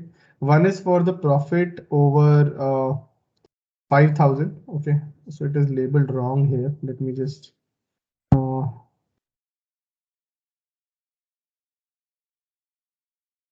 I think it's in the set only profit over. I just labeled it wrong. It's profit over 5,000. Okay. So in here, so let us just first see this example. In here, we have profit over 5,000 that has been marked as inside the set. So I think this one is the, yeah, profit over 5,000 set. So in here, as you can see, all of them are in wherever the profit is above 5,000 in this line. And whichever is less than 5,000 is that is in this case minus 64,083. That is inside the tables, which is outside the set. Same here for sales over. This is my sales over 1 lakh. Okay, so wherever my sales is over 1 lakh, you can see in the second one now, second set, this is my sales over 1 lakh set. Okay, this is all in till up till this particular point. As we can see, sales are above 1 lakh. So once it is below 1 lakh, okay, once it is below 1 lakh, it says out for these two. Okay, so the coloring that you are seeing is for the set which is for which the sale is over, for which the profit is over 5,000 and the sale is over 1 lakh. So that is basically a combined set there. And these again, leaving out the last three there, you can see for all of these here, the ones that are colored, you can see this is my combined set wherever the profit is above 5,000 and my sales are also above 1 lakh. Okay, so these are all my those sets here. Okay, so now how to see these numbers and how we have created it. So basically, I have my profit over 5,000 set already created here. In order to create this set, we'll first go to the subcategory. Okay, so the dimension that we have listed here, we'll move into that particular subcategory. Go to the create part and create a set here, set from here. Okay, I want all these values to be included, so I'll make it use all. So just to again reiterate on the fact that if I have incoming data, I should always select use all, so that if there are new values that are getting added, they are automatically they automatically get selected in our condition there. Okay, and now I'll put a condition there. What condition I can do is I can do like by field in here, the way I have done, the field is profit and the sum of profit should be greater than equal to, like we have mentioned, 5,000, right? And click on. So this is my subcategory set 2. Make it okay. Now we can see we have a set created here. Okay. Second that I want to create is second that I want to create is again again I'll use all conditions here by field, and I want sales. Again, in this case, greater than equal to 1 lakh.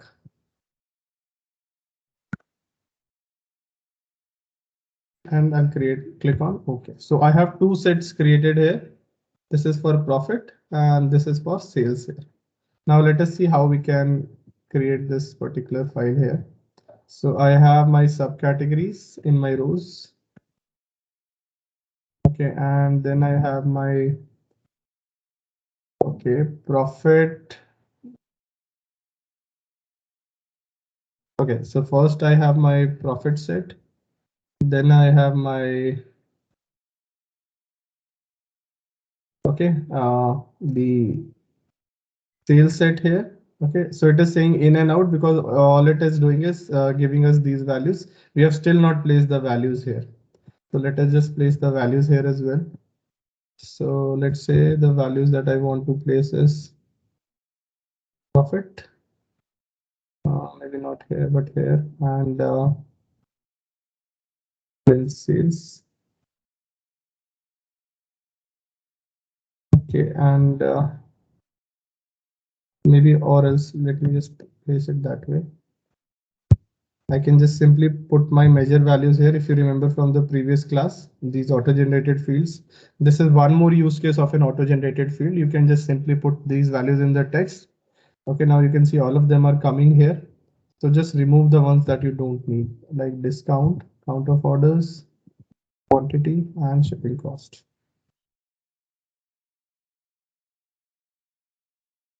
Okay, so you have your profit and you have your sales.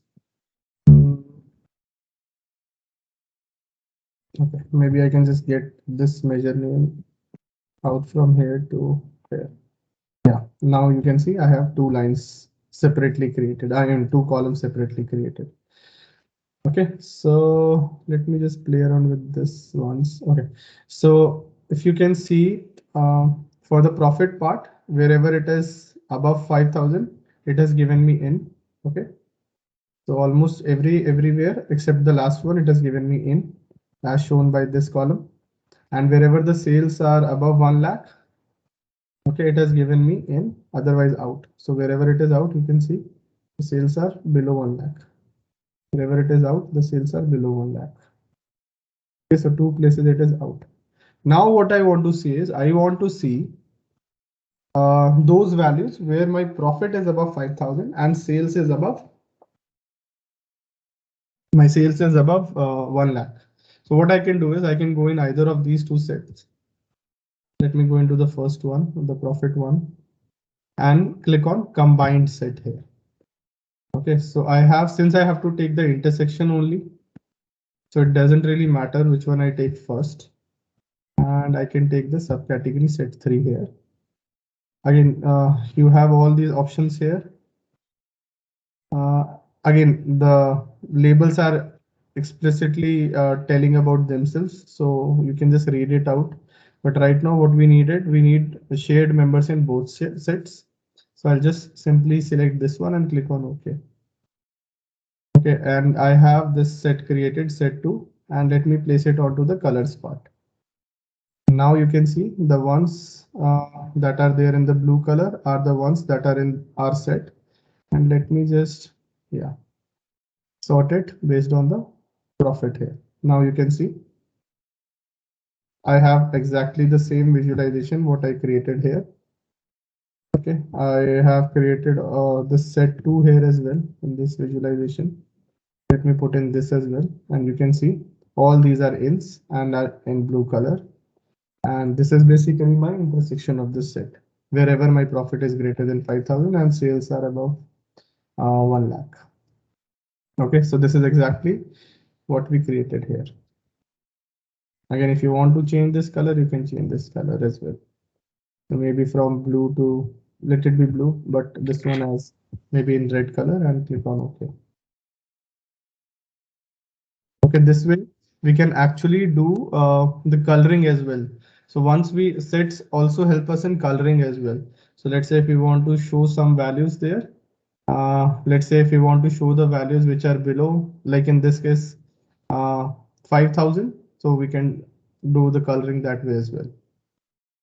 So that is also one of the use case of you using a set to color the numbers there. Yeah, any questions from anyone now? So Abhishek, here like my question is that we always have to have like two sets before applying this set operations that you showed No, us. no, no, not at all. It's just that in this case, I took two dimensions, rather two fields to show you uh, the numbers here. So let's say in the profit, if you want, you could have actually done it with only profit as well. No issue. Okay. No, but what my question is that there should be something that we are interested to take an intersection of or like a set operation on that. And So that depends totally on your requirement now. yeah, but on the groups also we can perform this set operation. Yeah, on the group also you can perform the set operation. That would be like you'll first be doing the grouping part and then doing this, then creating a set out of it. So let's say your problem was to show all the numbers. Let's say instead of making a visualization there. So till now, whatever we are doing is in terms of the visualizations there. But Tableau is not only limited to the visualization, but also to the tabular reports as well. And in which you basically sometimes you need to show the color coding as well. So that way, let's say if you can highlight all your sales value above, if let's say if you want to highlight all your sales value above, so I can create a set for that as well. Right now I put in this set here. Okay, but let's say if I can also let me create a set from here on the subcategory. Mm, yeah, and in here again use all, and the condition what I wanted to show is, let's say wherever the profit. Okay, I already have that set now. No need for that. So let's say I wanted to show the profit one into the color part. And I want to show.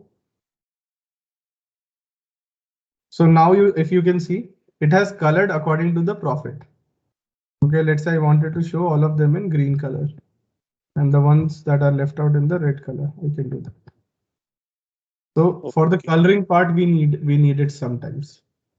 Okay, when we are creating a tabular report where we want to give this additional functionality as well, then we can use a set there to color our numbers in the table. Like you can see, this is basically a table only, right? So Okay. you can do So the I'm coloring trying part. to understand what will be the used like when I exactly have to use set here. So like for example, if I have two groups and I convert them into set by using some click or something. No, you cannot convert a group into a set, Okay. but again, you need to yourself figure it out, like whatever your requirement is, and accordingly need to act on that. Okay, so again, maybe if I'm not very sure, like I'm not able to understand your question there completely. Yes, see, my question is what I'm trying to understand, the set operations. So they should have some properties also, if Yeah, they we have normal properties of normal set operations. okay, because we can do like similar thing in like inner join and Yeah, yeah, outer. yeah. So if let me just show that as well. Okay, which one is that? Set 2, right? So let me just get to set 2. And if you see here, if I have to edit this one, so basically I tried to combine the sets in this one. So this set is a resultant set of these two set. So okay, I have taken shared member in both cases. So basically I have taken a equi-join or the inner join uh, that you call it. So that is what I have taken it. But again, I can take this full join as well. Okay, full outer join as well. I can take this as left join as well.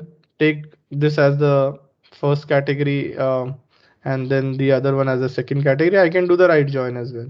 That is what it is there, right? So in this case, I wanted to do the operation. I wanted the ones that have both profit greater than 5,000 and the sales greater than 1 lakh. That's why I've taken the second one. No, Okay, no, you I want, you can understood try this it out with these as well. yeah, this thing I understood. Like you are saying, it depends on the use case, and then we have to figure out where we have to use it. But I have learned this for the first time, so I was curious, like same thing can be done by using group or this inner join, outer join things. So where exactly will set will come into picture? That what I was thinking. That will come in the visualization part. Now I got your question. So that will come in the visualization part. Okay, so in the inner join, outer join part, that is at the time of when you're getting your data into the Tableau. But once you have the data into the Tableau, and let's say you want to do some again operations over and above that, like you are doing here. Okay, so okay, let me answer your question with a question. So can you do this particular part here while getting your data into the Tableau? Okay, okay. Now I got it. Yeah, that Right? time joins are used, and here, like when we are doing some kind of visualization or coloring that you were saying, Yeah, so sets are useful here. right, Now I got it. right. Yeah. Okay. Anyone else? Any question?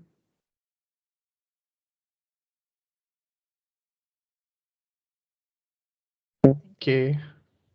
Do you have a question, Madhu? No, no, I'm saying all good till this point.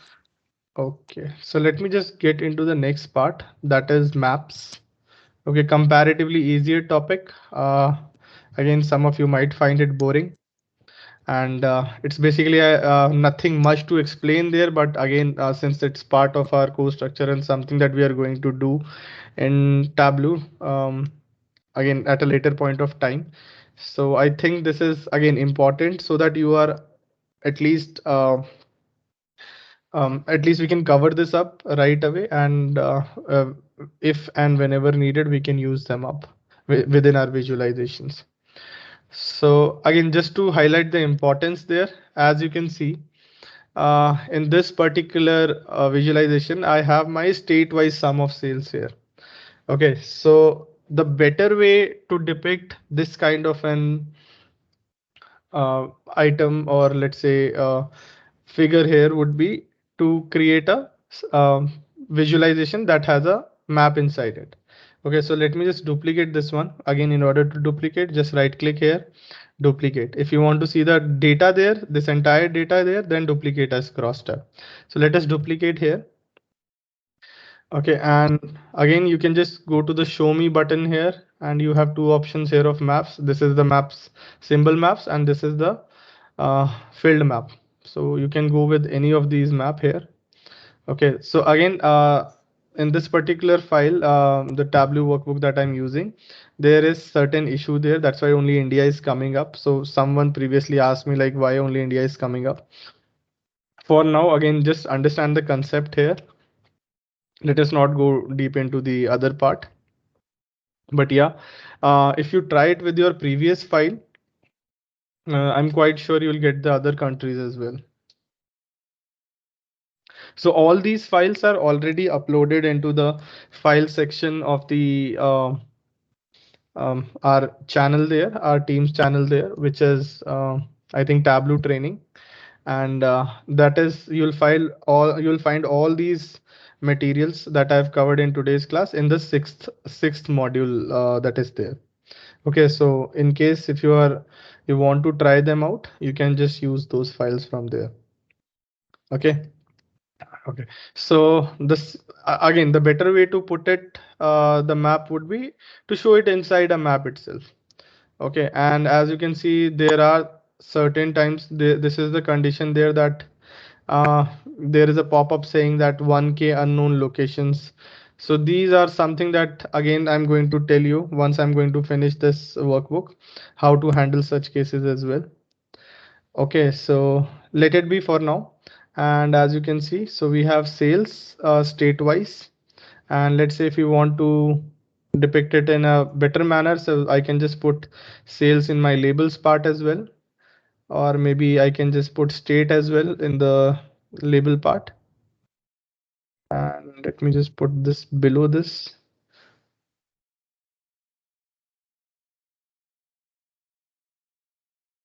Yeah, so I have my state-wise sales presented here. And again, this is just sum of sales. If I want to show the profit, I can do profit as well.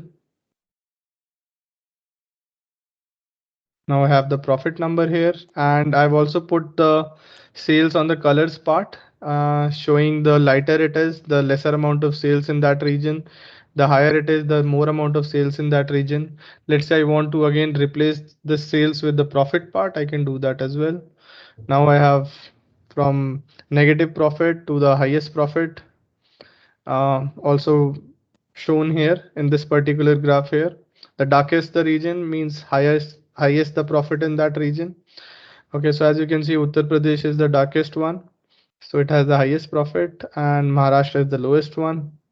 Maharashtra is the second highest one, and this is what Punjab is the lowest one.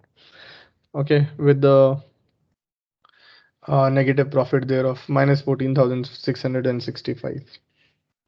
Okay, so again, just to represent it in a better manner is something for which we can use our maps. Okay, so this is my maps with, this is actually a filled map, something that I wanted to cover next, but let me just clear this out and let us do maps with the, again, I can just double click here. I can get the, so this is the default map that I can get. And as you can see, this is a geographical rule as we call it. Okay, so this is basically a geographical rule that we have selected, and that is state and province. So Tableau is automatically, so in Tableau's own repository, there are cities and states, provinces, zip codes, all these values are available. Okay, so if there is some value that it is not able to recognize, then it label it as unknowns here. Okay, and again, how we can handle it, something we are going to see once we cover this up. Okay, so yeah, all we have to do is just double click on a geographical role and we'll get a map. Okay, and this is my default map with circles. Okay, symbol maps. And if we want, we can play around with this map. Let's say in the state I want to see my sum of profit. I can place it on the profit part, and you can, okay, yeah, again, this distinction is very less, so we are not able to see it properly. But if you see, this is a bigger circle. Okay, let me just increase the size a bit. Now maybe you can see it, but again, these are of almost the same sizes there, so not very distinguishable. So again, not a very ideal map or good way to represent this kind of a data here. Okay, since the numbers are quite close anyways. So, but yeah, just to show you, so this is my map with the circles. Let's say instead of, so circles is my by default shape. Let's say if I want some other shape, sorry, not from here, but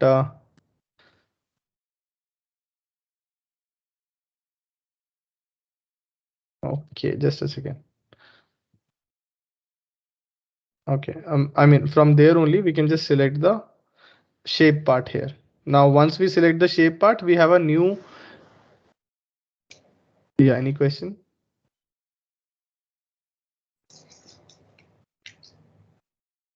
Okay, so once we select the shape part, we have all the shapes that are there in Tableau repository here.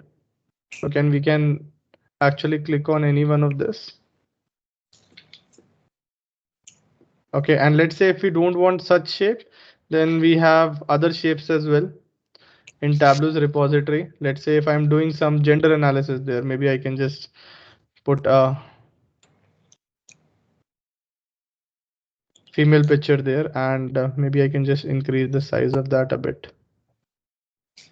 Okay, let's say something relevant to my visualization or some my story that I'm trying to create there. So this way I can take the visualization there with selecting a custom shape here.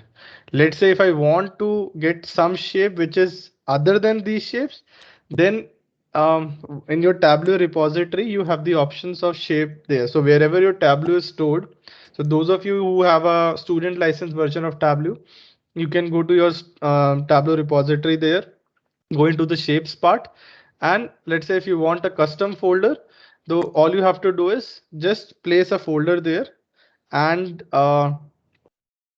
with some shapes that again the shapes that you want, and just close your Tableau and again reopen it, and once you see the shapes, then in this particular part, you'll see those shapes. Okay, you will get the option of using those shapes from here.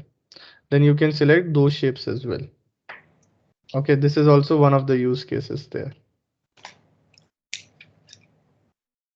Any question from anyone till this point?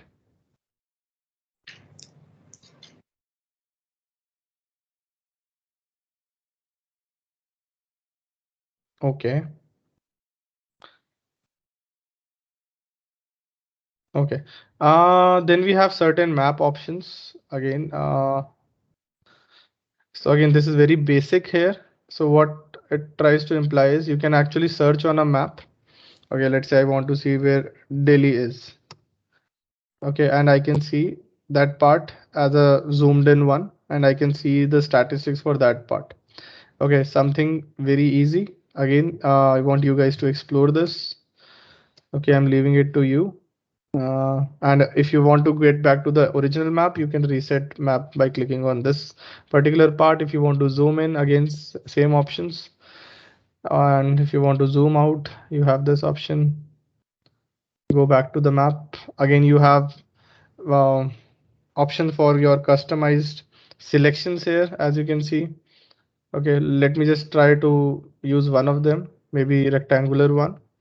And if I select it this way, all these things are uh, again selected here. Okay, let's see if I want to select this, I can select this way.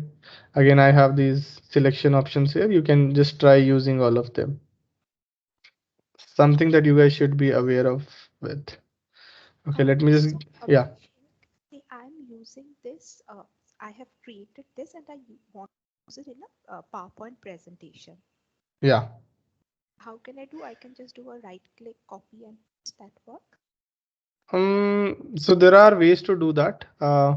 Either you can take a, again, screenshot there, but let's say if you want a proper exported image there, you can go to worksheet, click on export, and you have three options here: image, data, and cross tab to Excel. You can click on image, and again in this you can also have the option to select whether you want the color legend or not, or view or caption title, and you can just click on save here and it will be exported. Let's say, let me just export it to desktop once. Okay, since I checked in all of those, okay, I need to just reshare my screen once in order to show you that. Just give me a moment. Yeah, and I have this option of, you can see I have my image here. And the zoomed in sections that you were saying, say I go to that search icon, search for Yeah, state, so yeah, I can just zoom in there and then I can get it there. then Again, again I'm I not sure about that. I can, if I can get that zoom in one as well. I never actually encountered such thing environment. there. Okay, let me No, just no, try it out. If we can get it, let us see. Mm, let us see if we get the same view or some different one.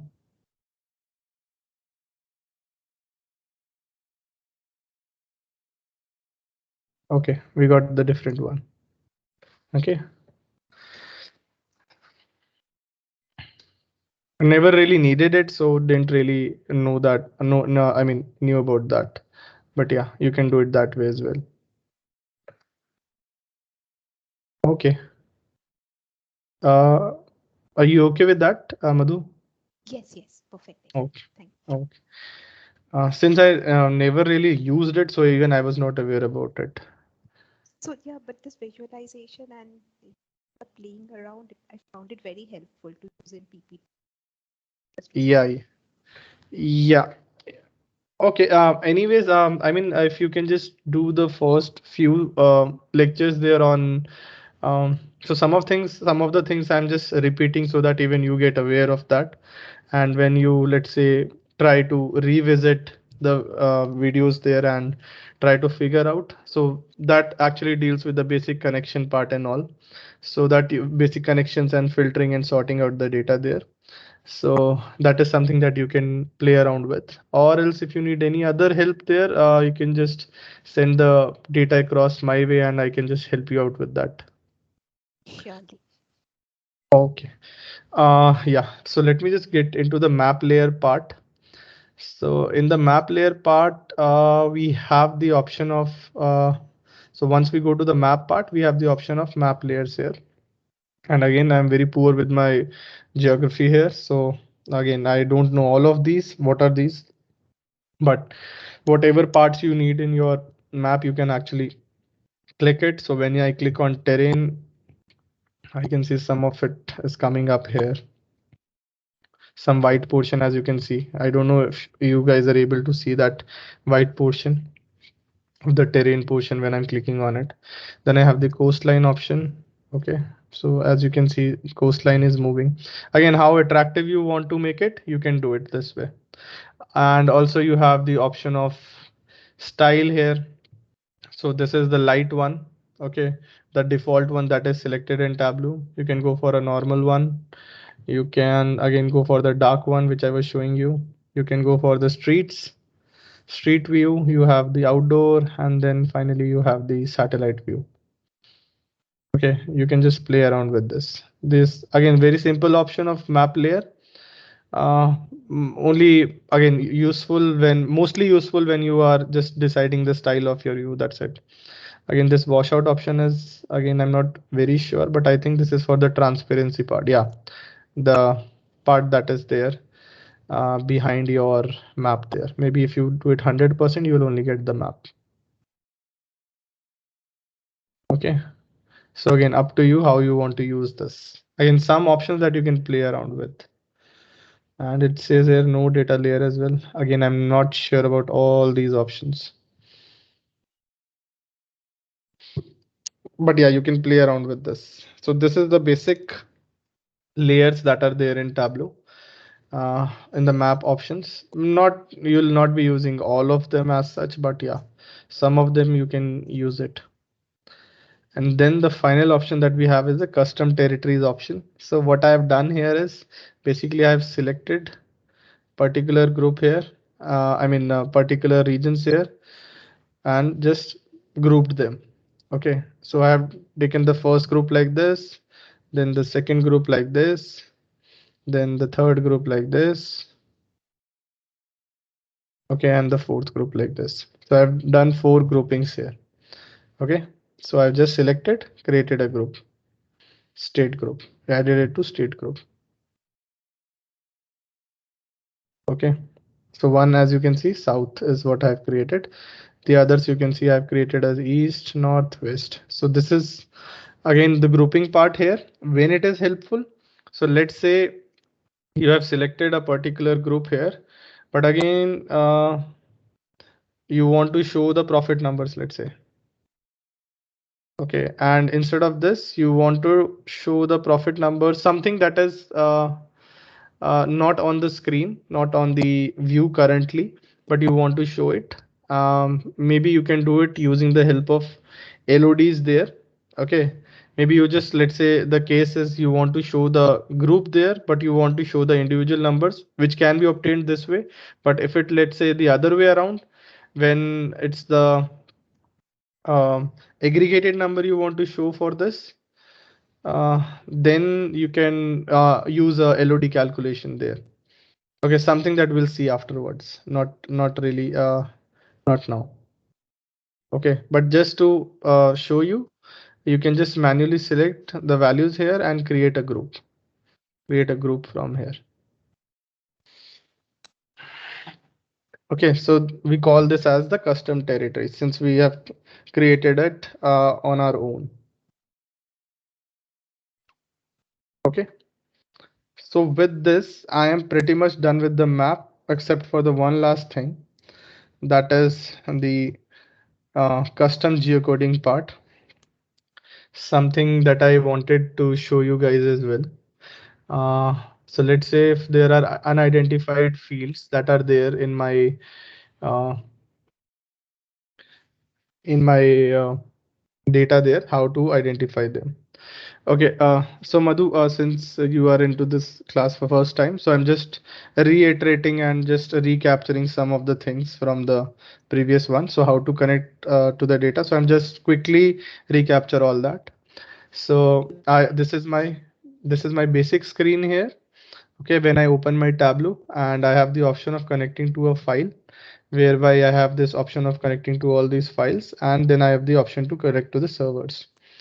Okay, and again, I have some sample data that are available here. And again, if I have, let's say, there are more options again for connecting to files. There are more option here. Tableau gives us a hell lot of connectivity so that we can connect to almost every popular database that is there. Even if that is not there, we have the option of, sorry, we have the option of connecting through the ODBC connector here. Okay, that is other databases connector. If let's say if something that is still not here in this particular list, then we can go there. All we have to do is, let's say if we are doing it for the first time, we might have to install the drivers for some of them. That's it. Okay, so in this case, I'm going to connect to an Excel file, and okay, I need to find it. Just give me a second. Mm, okay, yeah, so this is the file that I want to connect to, and you can see as soon as I connect to the file, this is my again data window here. I have the option of live and extract connection that are there. Okay, extract is at a point of time data, some snapshot. Live is something that is changing. Okay, and detailed video you can go again. You can watch the second one, second, I think second or the third recording that we have for our lectures. You have the again entire description about live and extract data there. And then since we have cities data, this is my uh, again data window here. Whatever data I've placed in here, I can see it here. If I want to do any joins, I can just simply click open and create a join here. Okay, since let me try if I can maybe a self join here. So we have the option of inner join, full outer, right, left, and again I can select from here. Maybe cities, maybe let's say let me join on cities only, and I have an inner join here, something like this. Again, something that is not relevant for our class right now, but I'm just showing you quickly. And then I have the option of rows here. Whatever variables that I have, I'll get some of the field values here. I can see it. Then I have a meta view of my data here for all the variables that are there, or all the fields that are there in my data that I have here. And once I am connected to the data, as you can see, if the data is loaded here, I'll go to the sheet now. This is my again my working area here. Okay, so let me just come back to the maps part now. So I'll just quickly take 5 more minutes, maybe 7 more minutes, and I'll wrap this up. Okay, so since we started 5 minutes late, let me just go on 5 minutes more than the our scheduled time. Yeah, so let me just quickly start. Okay.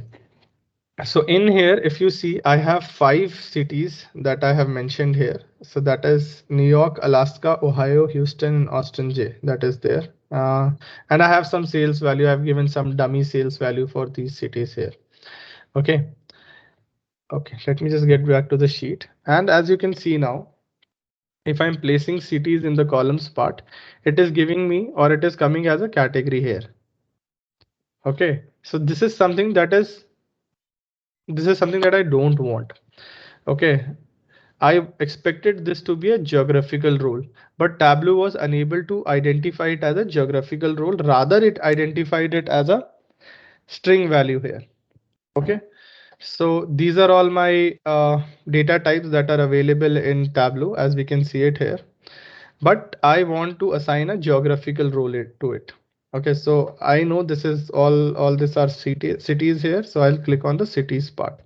Now you can see this geographical rule has come up, this icon has come up, and also my latitudes and longitudes are also automatically generated. So in order to figure out my auto generated fields, remember that they are always italics. Okay, so these four Measure names, measure values, longitude, latitude generated, and cities in US count value. These are all my auto generated fields in Tableau that by default I'm going to find it. Okay, if there is no geographical role involved, there won't be latitude and longitude values, but these three will anyways be always there on my data. If there is data, then the measure name, measure values, and count would always be there. Okay, let us come back to the cities part now. Now, if I double click on it, okay, you can see this 5 unknown is what it is mentioning. So remember when we were doing the earlier part in the maps, it was saying 1K unknowns. Now it is saying 5 unknowns. Okay, so I have only 5 fields there and Tableau is not able to recognize any one of it. So let me just click on this and click on the edit location. So one way is I can just simply filter out this data. So let's say I had thousands of field and it was not able to identify 2 or 3 of them. And again, it was not very much relevant to my data sense. They didn't really hold that much sales value. So I could have just simply filtered out the data as well. Okay. Or else the third option is I can still show them on this default position. Uh, Again, as you can see, it is written there, null values would be shown as zeros there. Okay, so I can do that as well. So let me just select this option. You can see I have Alaska being shown here and rest of them have not come up. The other option how to treat this would be, or the best way to treat that would be my edit locations option. I'll go to my edit location and as you can see it is saying unrecognized, unrecognized for all of them. So as you can see in the first place itself, the country that is selected is India. Okay, I need to change this to United States first. Okay, and let me click on OK once. You can see the moment I selected United States, it was able to identify one of them, that is New York. Now we have 4 unknowns left. Let me just get back there and see. So as you can see, there is nothing called as Austin J that is there. I deliberately made a spelling mistake here. So let me just type in out Austin here and select this one and click on OK. Okay, maybe it is not able to figure out right now. Okay, so again, that could be one of the reasons, could be it's state rather than a since I've selected the cities here, that could be one of the reasons. Again, spelling mistake is something that if I can correct, I can, that is a second way. In this example, it is not working. I'm not very sure about the issue there, but the final way that it could be. So the first one is selecting the correct country region. Second is if there are spelling mistakes, then selecting the correct ones from here. Third one would be, and third one is the kind of a lender of last resort to us. I can just simply click here. Uh, and you can see the option of enter a latitude and longitude option. So what we will do is, let me just go to the Google part and search coordinates.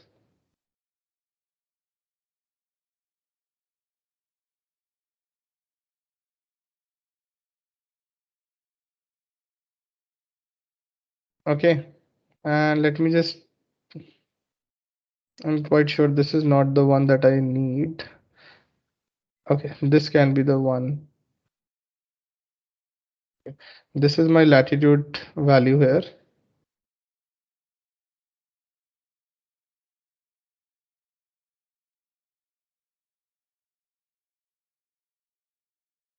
And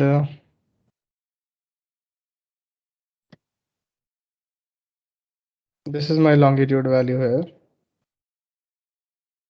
Let me click on OK and OK here. Now you can see 3 unknowns here. So Tableau is able to figure out like, okay, this is the Ohio here. Okay, as you can see, it has correctly figured it out. You can do it for the rest 3 of them as well. And you can, so we call it as custom geocoding. So basically we're customly, we are manually entering our values here. So this is something that we can do, finding out the latitudes and longitudes and then place it here.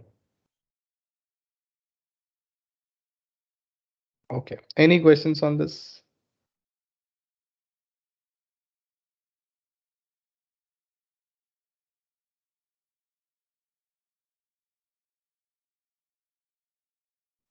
Okay. Yeah, correct, Parag. Austin is also a city, but I'm not sure why it is not taking up right now.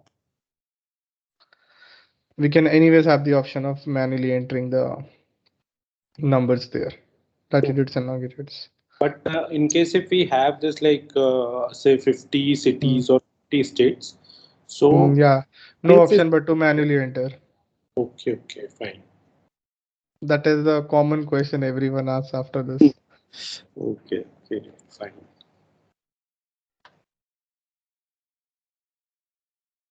Maybe what you can, the other way you can do it is, since you have the Excel sheet there, you can prepare an Excel sheet and then get two of them into the view here. Okay, like we were doing the join here, and maybe you can join the latitudes and longitudes here. That is the one way you can do it. Okay. Again, that is something what I'm saying, trying to say is there must be like this, if I remember correctly. Yeah, we have it not this way, but we have somewhere here as the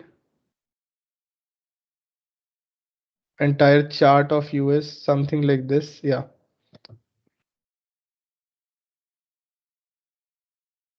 again, yeah, that can be the easier way. Getting it from here. Mm, you have the entire chart here, get it into an Excel file, just copy this entire chart and use only your relevant, that is the ones that are relevant for you. Maybe by creating a join here, create a again create an equi join here and just get your relevant ones and it will anyways figure it out. And if still it is not able to figure out, then you can manually enter final option. Okay, fine. Yeah, anyone else, any questions before we drop off?